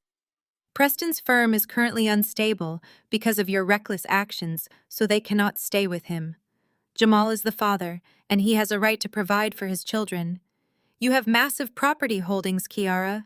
You have more money than you could ever spend in one lifetime.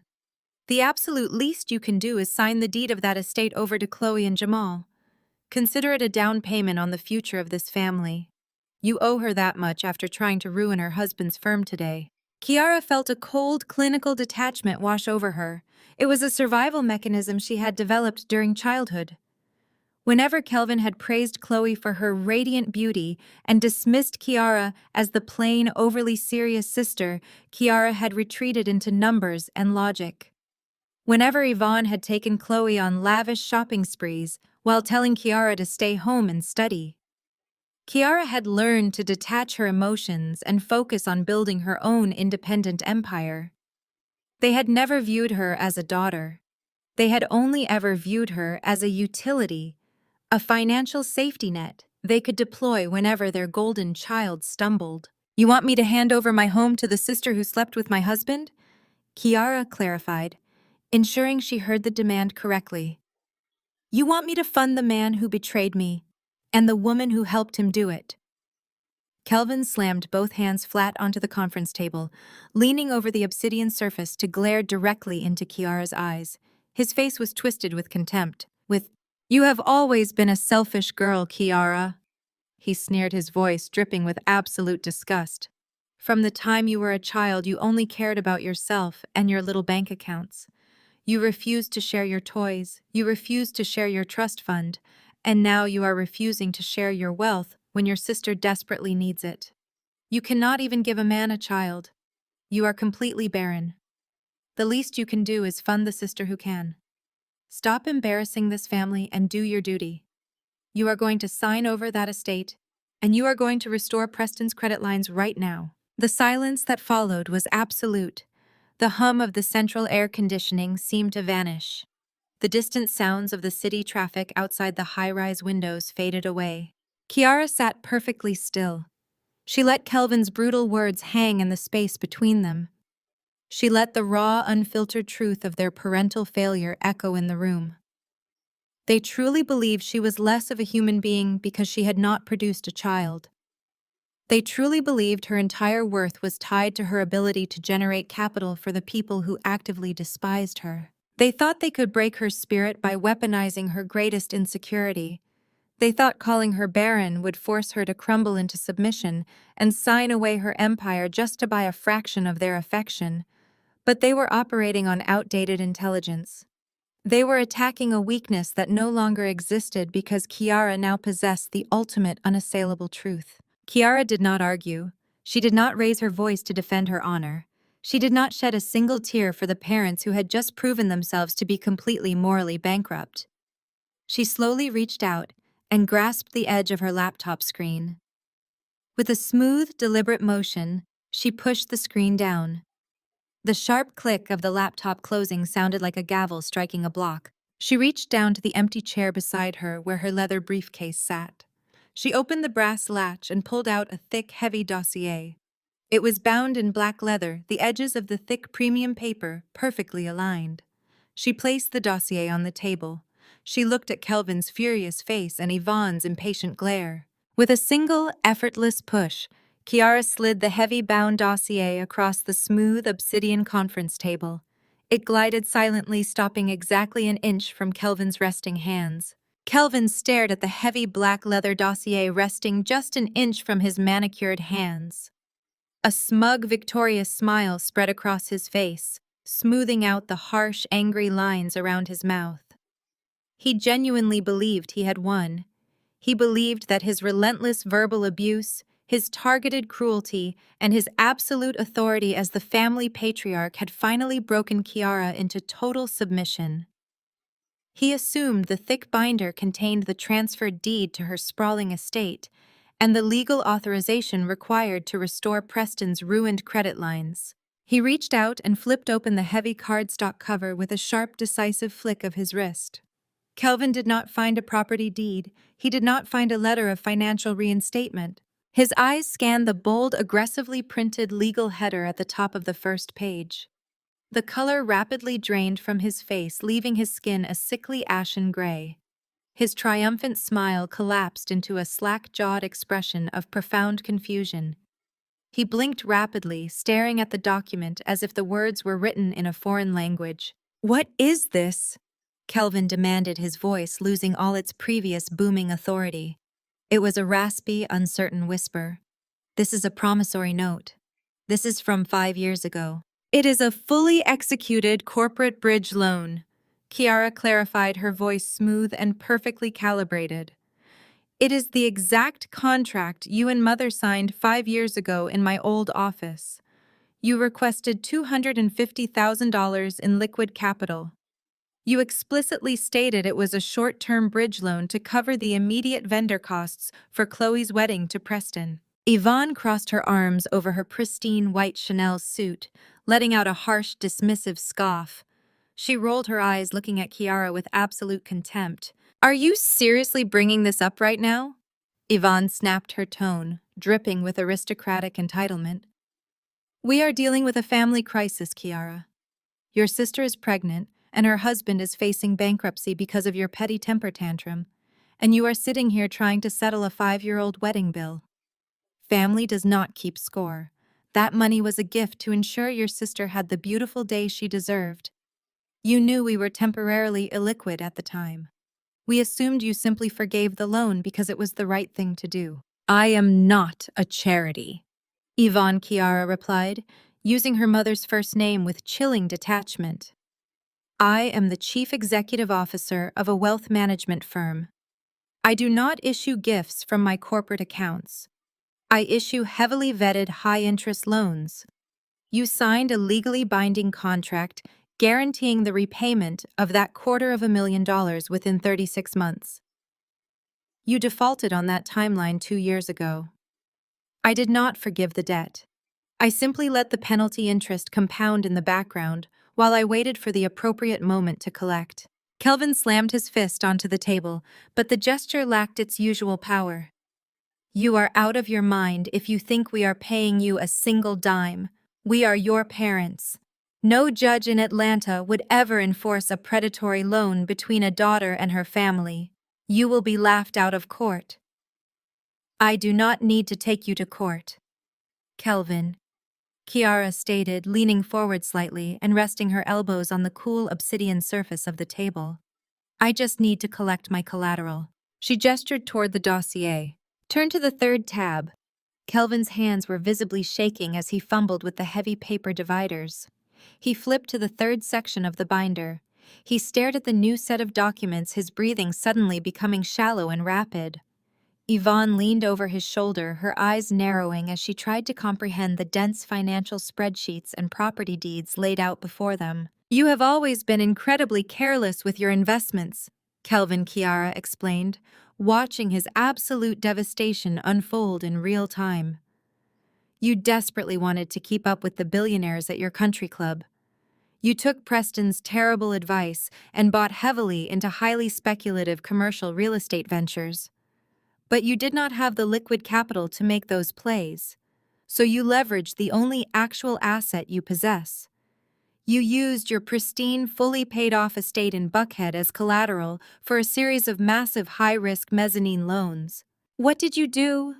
Yvonne whispered, her voice trembling as the reality of the situation began to pierce through her delusion. Kelvin, what is she talking about? 3 months ago, your primary lender flagged your accounts for severe delinquency. Kiara continued, her tone conversational and light. They were preparing to quietly foreclose on your home to recoup their losses. Apex Asset Management stepped in. My firm purchased your entire debt portfolio for pennies on the dollar.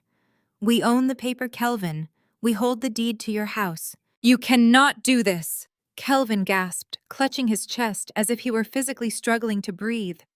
We built that house. That is our home. You gambled your home on terrible investments and you lost. Kiara corrected him instantly. The $250,000 you stole from me for Chloe's wedding is now officially rolled into your outstanding collateralized debt. You have exactly 30 days to liquidate whatever remaining assets you have left and pay my firm in full. If you miss that deadline by a single hour, I will foreclose on the Buckhead estate. I will have the county sheriff physically remove you from the premises, and I will sell the property at a public auction to the highest bidder. You will have absolutely nothing. The silence in the boardroom was absolute and terrifying. The power dynamic had shifted so violently and so completely that neither Kelvin nor Yvonne could process the magnitude of their ruin. They had walked into the building demanding Kiara hand over her billionaire lifestyle to fund Chloe's mistakes. They were now walking out facing imminent homelessness. Yvonne's eyes darted frantically around the room. She looked at the cold, unyielding expression on her daughter's face. She looked at the legal documents proving their total financial annihilation. She realized instantly that manipulation, guilt, and demanding authority would no longer work. Kiara was entirely immune to their toxic tactics. Yvonne needed a distraction. She needed to stop the clock and regain the upper hand through sheer theatrical sympathy. Yvonne let out a loud, dramatic gasp. She brought the back of her hand to her forehead, her eyes fluttering shut. She swayed violently on her designer heels, her knees buckling with perfectly choreographed weakness. She collapsed backward into one of the plush leather conference chairs, letting her arm drape limply over the side. She let out a series of weak, raspy moans, acting as though Kiara's cruelty had physically pushed her into a severe medical emergency. "My heart," Yvonne whimpered, clutching her chest. "Kelvin, I cannot breathe. She is killing me." Kelvin immediately abandoned the dossier and rushed to his wife's side. He hovered over her, his face flushed with panic and manufactured outrage. "Look what you have done, you monster," Kelvin shouted, pointing a shaking finger at Kiara. "Call for a medic right now. Call building security. My wife is having a heart attack." Kiara did not reach for her phone. She did not call for security. She simply watched her mother's pathetic performance with profound boredom. She knew exactly what Yvonne was doing. It was the same manipulative tactic she had used for 30 years whenever she was losing an argument. Before Kelvin could shout for help again, the heavy frosted glass doors of the boardroom burst open with a deafening crash. The impact sent a violent shudder through the glass walls. Kiara looked up, her eyes narrowing in surprise. Yvonne's theatrical moaning instantly stopped. Kelvin spun around, his cane raised defensively. Jamal stood in the doorway. He looked absolutely destroyed. The man who had once glided through the world with the effortless arrogance of generational wealth was entirely gone. His custom-tailored suit was wrinkled and stained. His tie was missing. The top 3 buttons of his shirt were torn open. His eyes were bloodshot and sunken, entirely hollowed out by a profound, agonizing trauma. He looked like a man who had not slept or eaten in days. He looked like a ghost. Kelvin immediately tried to leverage the situation. "Jamal, thank God you are here," Kelvin pleaded, stepping away from Yvonne to address his former son-in-law. "Please help me with Yvonne. Kiara has lost her mind. She is attacking her own mother. We need to get a doctor." Jamal did not even look at Kelvin. He walked straight past the older man, completely ignoring Yvonne's miraculous recovery as she sat up in her chair to watch him. He moved with a slow, dragging shuffle, his expensive shoes scuffing against the polished floor. He walked directly to the head of the conference table where Kiara was sitting. He did not speak. His hands were trembling violently. He reached into his jacket pocket and pulled out a crumpled, folded piece of paper. The heavy official seal of a medical laboratory was visible at the top. He dropped the paper onto the obsidian desk, right next to Kiara's closed laptop. Jamal's knees suddenly gave out. He did not fall with a dramatic theatrical flourish like Yvonne. He simply collapsed, as if the invisible strings holding his body together had been abruptly cut. He dropped heavily to his knees on the hardwood floor, bracing his hands against the edge of the conference table to keep himself from falling completely flat. "I took the test," Jamal whispered. His voice was a broken, raspy croak. It carried no volume, but it echoed with devastating clarity in the quiet room. He stared at the floor, unable to lift his head to meet Kiara's eyes. Tears began to spill over his lower lids, dropping silently onto the polished wood. "They aren't mine," Jamal choked out, a raw, agonizing sob tearing from his throat. "I forced the clinic to expedite the results. I paid them everything I had left. The babies are not mine, Kiara." Kiara stared down at the broken man kneeling at her feet. She felt a brief, fleeting surge of vindication, but it was quickly swallowed by the sheer magnitude of the pathetic display in front of her. "And Chloe just admitted," Jamal continued, his entire body shaking with violent, traumatic sobs. "She broke down when I showed her the paper. She admitted they aren't Preston's either. She doesn't even know who the father is. She was sleeping with half the men at the country club just to secure a backup plan. It was all a lie. My entire life is a lie." The absolute chaos of the revelation slammed into the room. Yvonne leaped to her feet, completely abandoning her fake medical emergency. Her mouth was open in a silent scream of total disbelief. The grand grift was dead. Chloe had not secured a billionaire heir. Chloe had not even secured her own husband. She had destroyed multiple empires for absolutely nothing. Before Kiara could even process the sheer scale of the destruction unfolding in her office, a sharp, piercing electronic tone shattered the silence. Yvonne's designer handbag vibrated on the table. The sharp ringing of her cell phone cut through Jamal's quiet weeping. Yvonne snatched the phone from her bag. She looked at the caller ID, her eyes widening in pure terror. She accepted the call, pressing the phone to her ear with a shaking hand. "Yes," Yvonne answered, her voice barely a whisper. She listened for exactly 3 seconds. All the color left her face. She dropped the phone, letting it clatter loudly against the obsidian table. That was the hospital, Yvonne gasped, looking at Kelvin with wide, terrified eyes. Preston packed his bags and left her at the estate. Chloe went into premature labor from the stress. "The babies are coming right now." The sterile scent of hospital-grade antiseptic, desperately masked by the cloying aroma of expensive floral arrangements, hung heavy in the air of the VIP maternity wing at Emory Hospital. The waiting room was designed to mimic a high-end luxury hotel lobby with plush velvet seating, modern abstract art, and soft ambient lighting. But the atmosphere inside the room was anything but relaxing. It was absolutely suffocating. Yvonne stood at the curved mahogany reception desk, frantically tapping her manicured fingernails against the polished wood.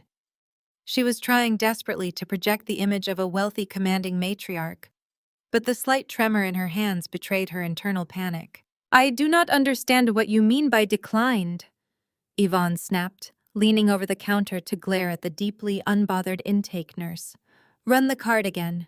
My daughter is a high-profile patient. She requires the Platinum Recovery Suite immediately. The stress of this morning has put her into premature labor, and I will not have her recovering in a standard room like some commoner." "I have run the card 3 times, ma'am," the nurse replied, her voice an irritatingly calm monotone. "The account is frozen.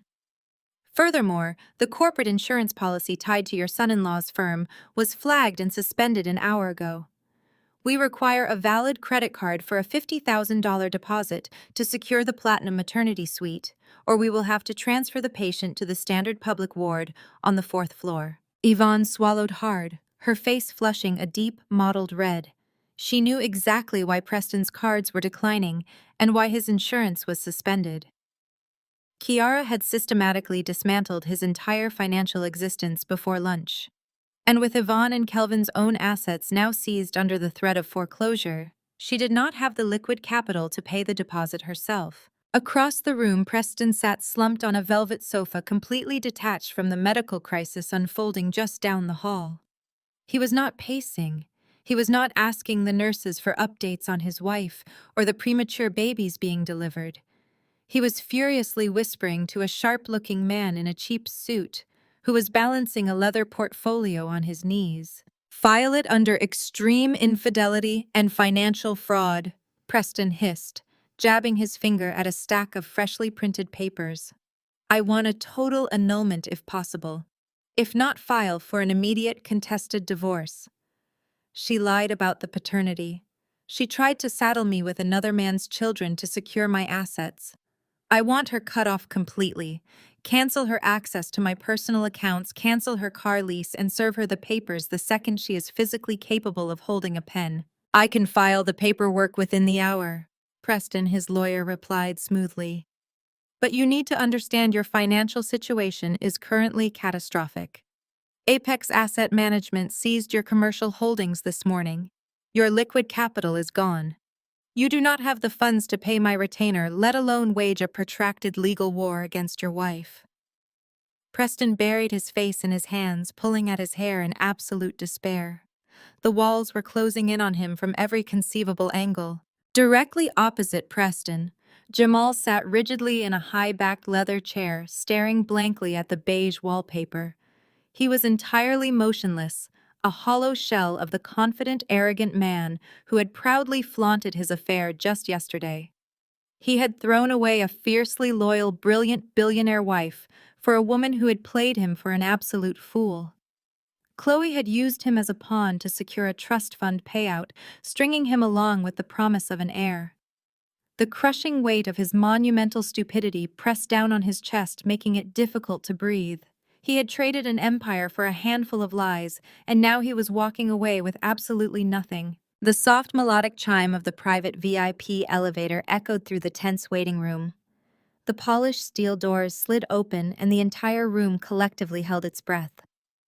Kiara stepped out onto the plush carpet. She wore a perfectly tailored navy blue power suit, her posture impeccably straight, her expression an unreadable mask of absolute authority. She was flanked by her lead corporate attorney and a man carrying a thick stack of manila folders. She did not look like a grieving ex-wife or a concerned family member. She looked like a corporate executioner. Yvonne immediately abandoned the reception desk and rushed toward her eldest daughter. Her face broke into a pathetic, desperate smile of relief. "Kiara, thank God you are here," Yvonne gasped, reaching out to grab Kiara's arm. "You have to help us. Preston's insurance is suspended and his accounts are frozen. The hospital is threatening to move your sister to the public ward. You need to pay the deposit for the platinum suite. You cannot let Chloe suffer in a standard room."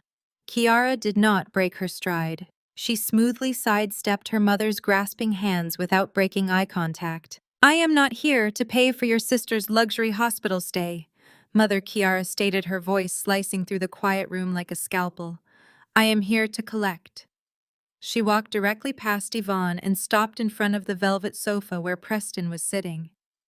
Preston looked up, his eyes wide and bloodshot, staring at Kiara with a mixture of hatred and profound fear. "What do you want now?" Preston spat, gripping the armrest of the sofa. "You already took my firm. You already ruined my life. I took the firm you built using my money." "Preston," Kiara corrected him, her tone completely conversational. "But it seems you are still attempting to spend capital you no longer possess." She gestured to her attorney, who stepped forward and handed Preston a heavy clipboard with a pen attached to a silver chain.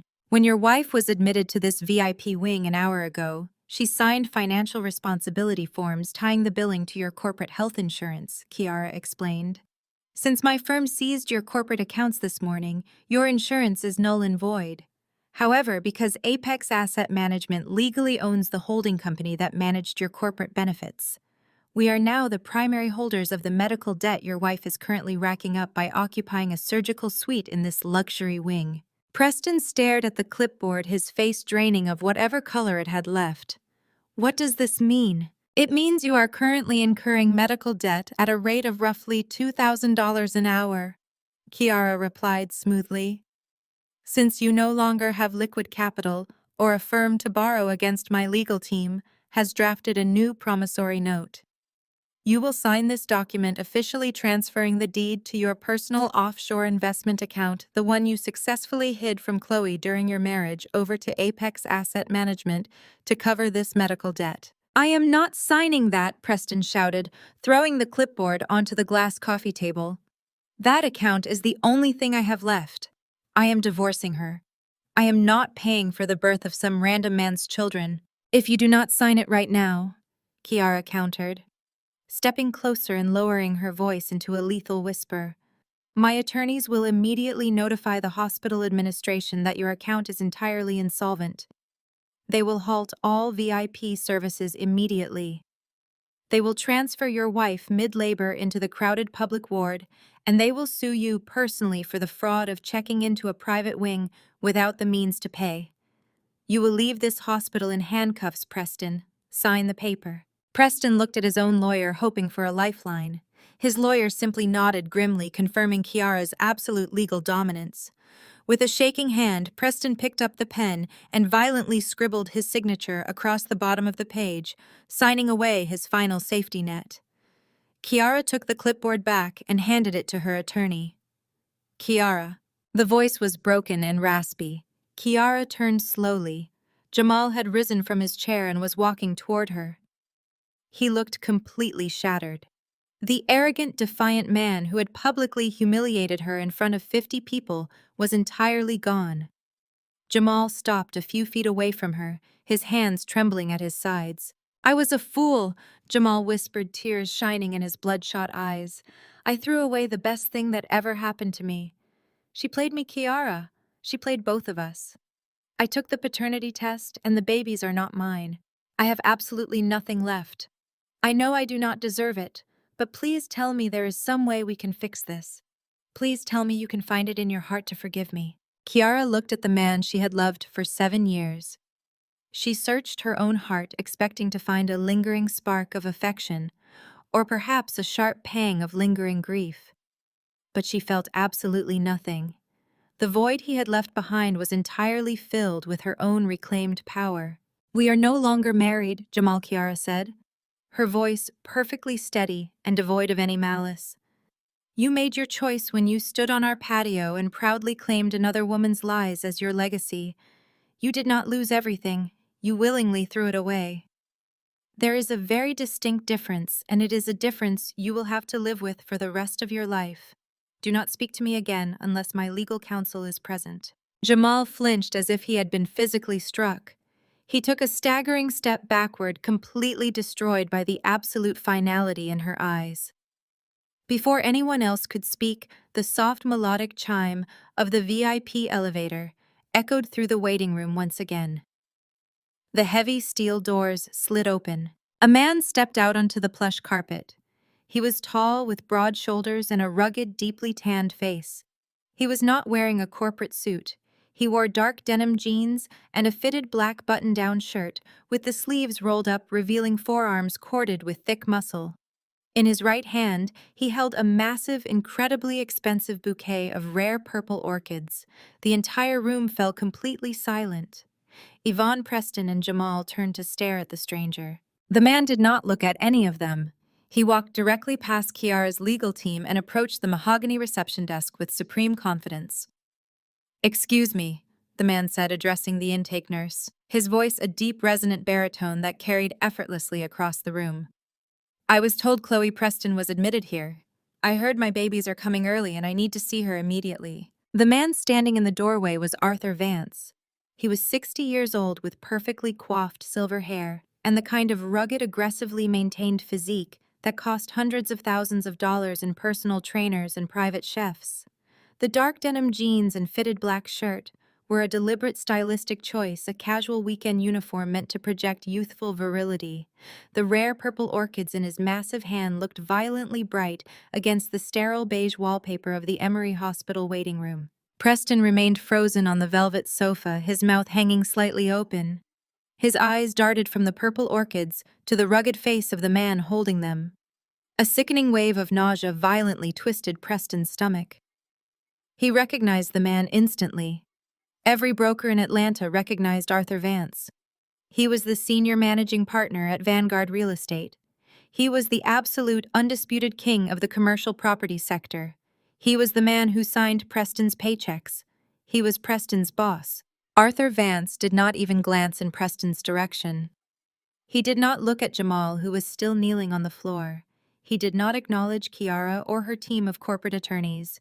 He walked with long, purposeful strides directly across the plush carpet, stopping squarely in front of Yvonne. "You must be Yvonne Arthur," stated his deep baritone voice carrying absolute, unquestionable authority.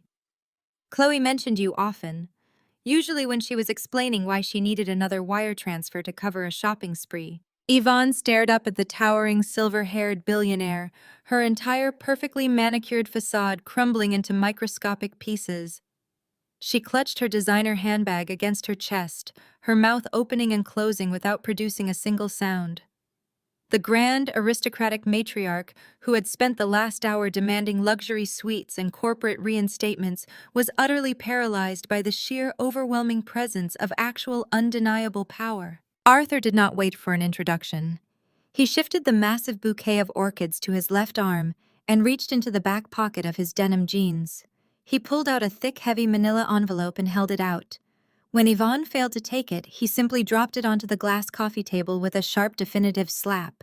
"That is a standard non-disclosure agreement and a severance settlement."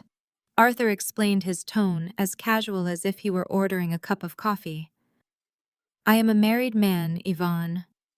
I have been married to my wife for 35 years, and I have absolutely zero intention of leaving her for a 24-year-old girl who cannot remember to take her birth control. I will not be claiming these children publicly. I will not be attending school plays. I will not be playing house. Yvonne finally found her voice, her throat tight and raspy. You cannot just abandon her. She is carrying your children. You are a billionaire. You have a responsibility to provide for my daughter. I am providing for her, Arthur countered smoothly, tapping the manila envelope with his index finger. There is a certified cashier's check inside that folder for $200,000. That will cover her immediate medical expenses here today and provide enough capital for a quiet, out-of-state relocation. The check is completely contingent upon her signing the non-disclosure agreement. If she signs it, the money is hers. If she breathes a single word of my identity to the press, to a lawyer, or to anyone else outside of this room, my legal team will bury her in defamation lawsuits until she is bankrupt. She will never see a dime of child support. Tell her to take the money and disappear. The absolute ruthless efficiency of his proposition hung heavily in the air. Arthur had reduced Chloe's grand romantic manipulation to a simple line item on a corporate balance sheet. He had treated the birth of his children as a public relations liability that needed to be swiftly and permanently managed. Arthur finally turned his head. His cold, predatory gaze swept across the waiting room, landing squarely on Preston. Preston shrank back against the velvet sofa, feeling physically sick. The devastating truth of the past 2 years suddenly aligned with brutal clarity. The mysterious late-night client dinners Chloe had claimed to be attending. The sudden aggressive promotions Preston had been denied at the firm despite his stellar sales record. The way Arthur always seemed to look at him with a mixture of amusement and profound pity during Monday morning briefings. Chloe had not just cheated on him, she had actively compromised his entire professional existence by sleeping with the man who controlled his career. Preston Arthur said, his voice dropping an octave, taking on a lethal corporate edge. I tolerate a lot of collateral damage in my personal life, but I do not tolerate professional incompetence. You brought your domestic mess directly into my firm. You allowed your wife to engage in behavior that created a massive hostile corporate overlap. Preston swallowed hard, gripping the armrests of the sofa. Arthur, please. I had absolutely no idea. It does not matter what you knew, Arthur snapped, instantly cutting him off. You are a liability. Effective immediately, your employment at Vanguard Real Estate is permanently terminated. Building security is already boxing up your desk. Do not ever contact my firm again. Arthur Vance did not wait for a response. He did not offer any further explanation or apology. He turned on his heel and walked back toward the VIP elevator, leaving the purple orchids resting next to the manila envelope on the coffee table. The polished steel doors slid open, he stepped inside, and he vanished. Preston sat in the crushing silence of the waiting room. The absolute totality of his ruin settled over him like a heavy lead blanket. He had lost his commercial holding firm to Kiara. He had lost his corporate job to Arthur. His bank accounts were empty. His credit was destroyed. His wife had proudly paraded another man's pregnancy in front of society, only to be exposed as a desperate pawn who had been ruthlessly discarded by her own wealthy lover. Preston was totally, completely broke. He slowly turned his head to look at his lawyer. The sharp-looking man in the cheap suit was already sliding the freshly printed divorce papers across the glass table, offering a pen. Preston did not hesitate. He snatched the pen from the lawyer's hand. He flipped to the signature page and violently slashed his name across the bottom line, pressing so hard the ink bled through the paper. He grabbed the thick stack of legal documents and stood up. He walked over to Yvonne, who was still staring blankly at the elevator doors. Preston shoved the signed divorce papers directly into Yvonne's chest, forcing her to reflexively grab them to keep them from hitting the floor. She is your problem now, Preston stated, his voice entirely dead. He did not look at the maternity ward doors. He did not look at Jamal. He turned and walked out of the waiting room, disappearing down the long, sterile corridor without looking back. The heavy thud of the stairwell door closing echoed through the room. Jamal remained kneeling on the floor, his hands pressed flat against the hardwood. He had watched the entire scene unfold with wide, horrified eyes. He had watched Arthur Vance buy his way out of fatherhood. He had watched Preston legally sever his marriage. The absolute devastating reality of his own situation finally broke through the paralyzing shock. Chloe had never loved him. She had used his grief over his failing marriage and his desperate desire for a family as a weapon. She had manipulated his deepest insecurities to secure a financial safety net because she knew Arthur would eventually discard her. Jamal had thrown away a brilliant billionaire wife who had protected his soul for a woman who had seen him as nothing more than a convenient ATM. Jamal let out a ragged, agonizing sob. He dragged his knees across the plush carpet, physically crawling across the floor toward Kiara. He reached out with trembling hands, desperately grabbing the hem of her tailored navy trousers. "Kiara, please," Jamal begged, his voice a broken, pathetic whisper. "Please look at me. I was blind. She manipulated me, Kiara. She used my desire for a child against me. I was so desperate for a family, I stopped thinking clearly. I realize it now. I see everything now. You were the only one who ever truly cared about me. You were the only one who protected me. You kept my sterility a secret. You funded my life. You shielded me from the world. Please, baby, please give me a second chance. I will do anything. I will sign whatever you want. Just do not leave me like this." Kiara looked down at the man sobbing at her feet. She did not feel a single trace of anger. She did not feel a solitary ounce of sorrow.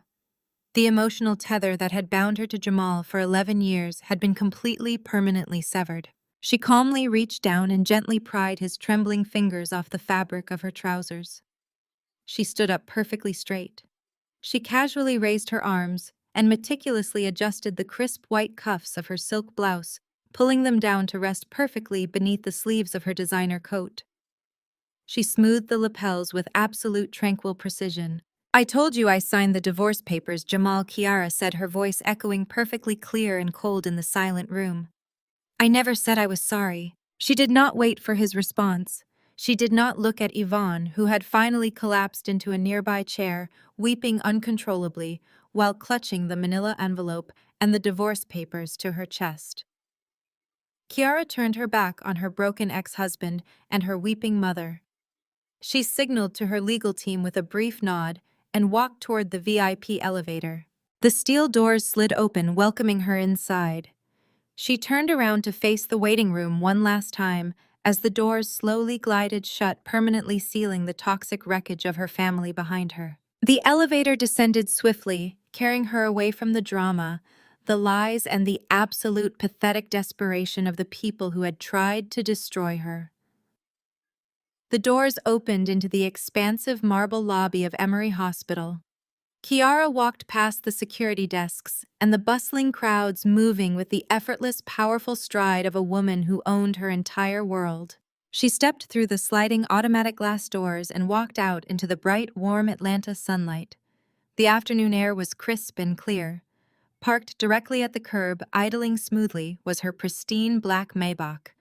Her personal chauffeur, Marcus, immediately stepped forward, opening the heavy armored door with a respectful nod. Kiara slid into the cool, luxurious leather seat. The cabin was completely silent, isolated from the noise of the city outside. She reached into her blazer pocket and pulled out her phone. The screen lit up instantly, displaying an urgent priority message from her chief financial officer. Apex Asset Management had just officially closed a record-breaking quarter. The market had reacted flawlessly to her aggressive liquidation of Preston's firm and the strategic acquisition of Kelvin's properties. Her personal net worth had surged by 30% in a single afternoon. Kiara let out a long, slow breath. She reached into the refrigerated console between the seats and pulled out a chilled bottle of imported sparkling water. She twisted the cap off, hearing the satisfying hiss of carbonation. She took a slow, savoring sip, feeling the crisp, clean liquid cool her throat. "Take me back to the office," Marcus, Kiara instructed, leaning her head against the plush leather headrest. "We have new acquisitions to finalize." "Right away, ma'am," Marcus replied, shifting the massive vehicle into gear. The Maybach pulled smoothly away from the curb, merging seamlessly into the flow of Atlanta traffic. Kiara looked out the tinted window, watching the towering structure of Emory Hospital slowly shrink and disappear in the rearview mirror, leaving the chaotic, miserable remnants of her past behind forever. The core lesson from this story of sweet revenge is the undeniable power of self-worth and absolute financial independence. Kiara's journey demonstrates that enduring toxic family dynamics and infidelity is never a requirement for love. When faced with ultimate betrayal from her husband and sister, Kiara refused to crumble into emotional despair. Instead, she leveraged her hidden corporate success to ruthlessly reclaim her life. This narrative proves that true justice comes not from chaotic arguments, but from quietly building an unassailable fortress of personal success. Ultimately, the best revenge is realizing your true value and leaving toxic people completely behind. Smash that like button, subscribe for more empowering stories of ultimate revenge, and drop a comment below to share your thoughts on Kiara's flawless victory. The digital cursor blinked steadily at the end of the script, quietly awaiting the next command.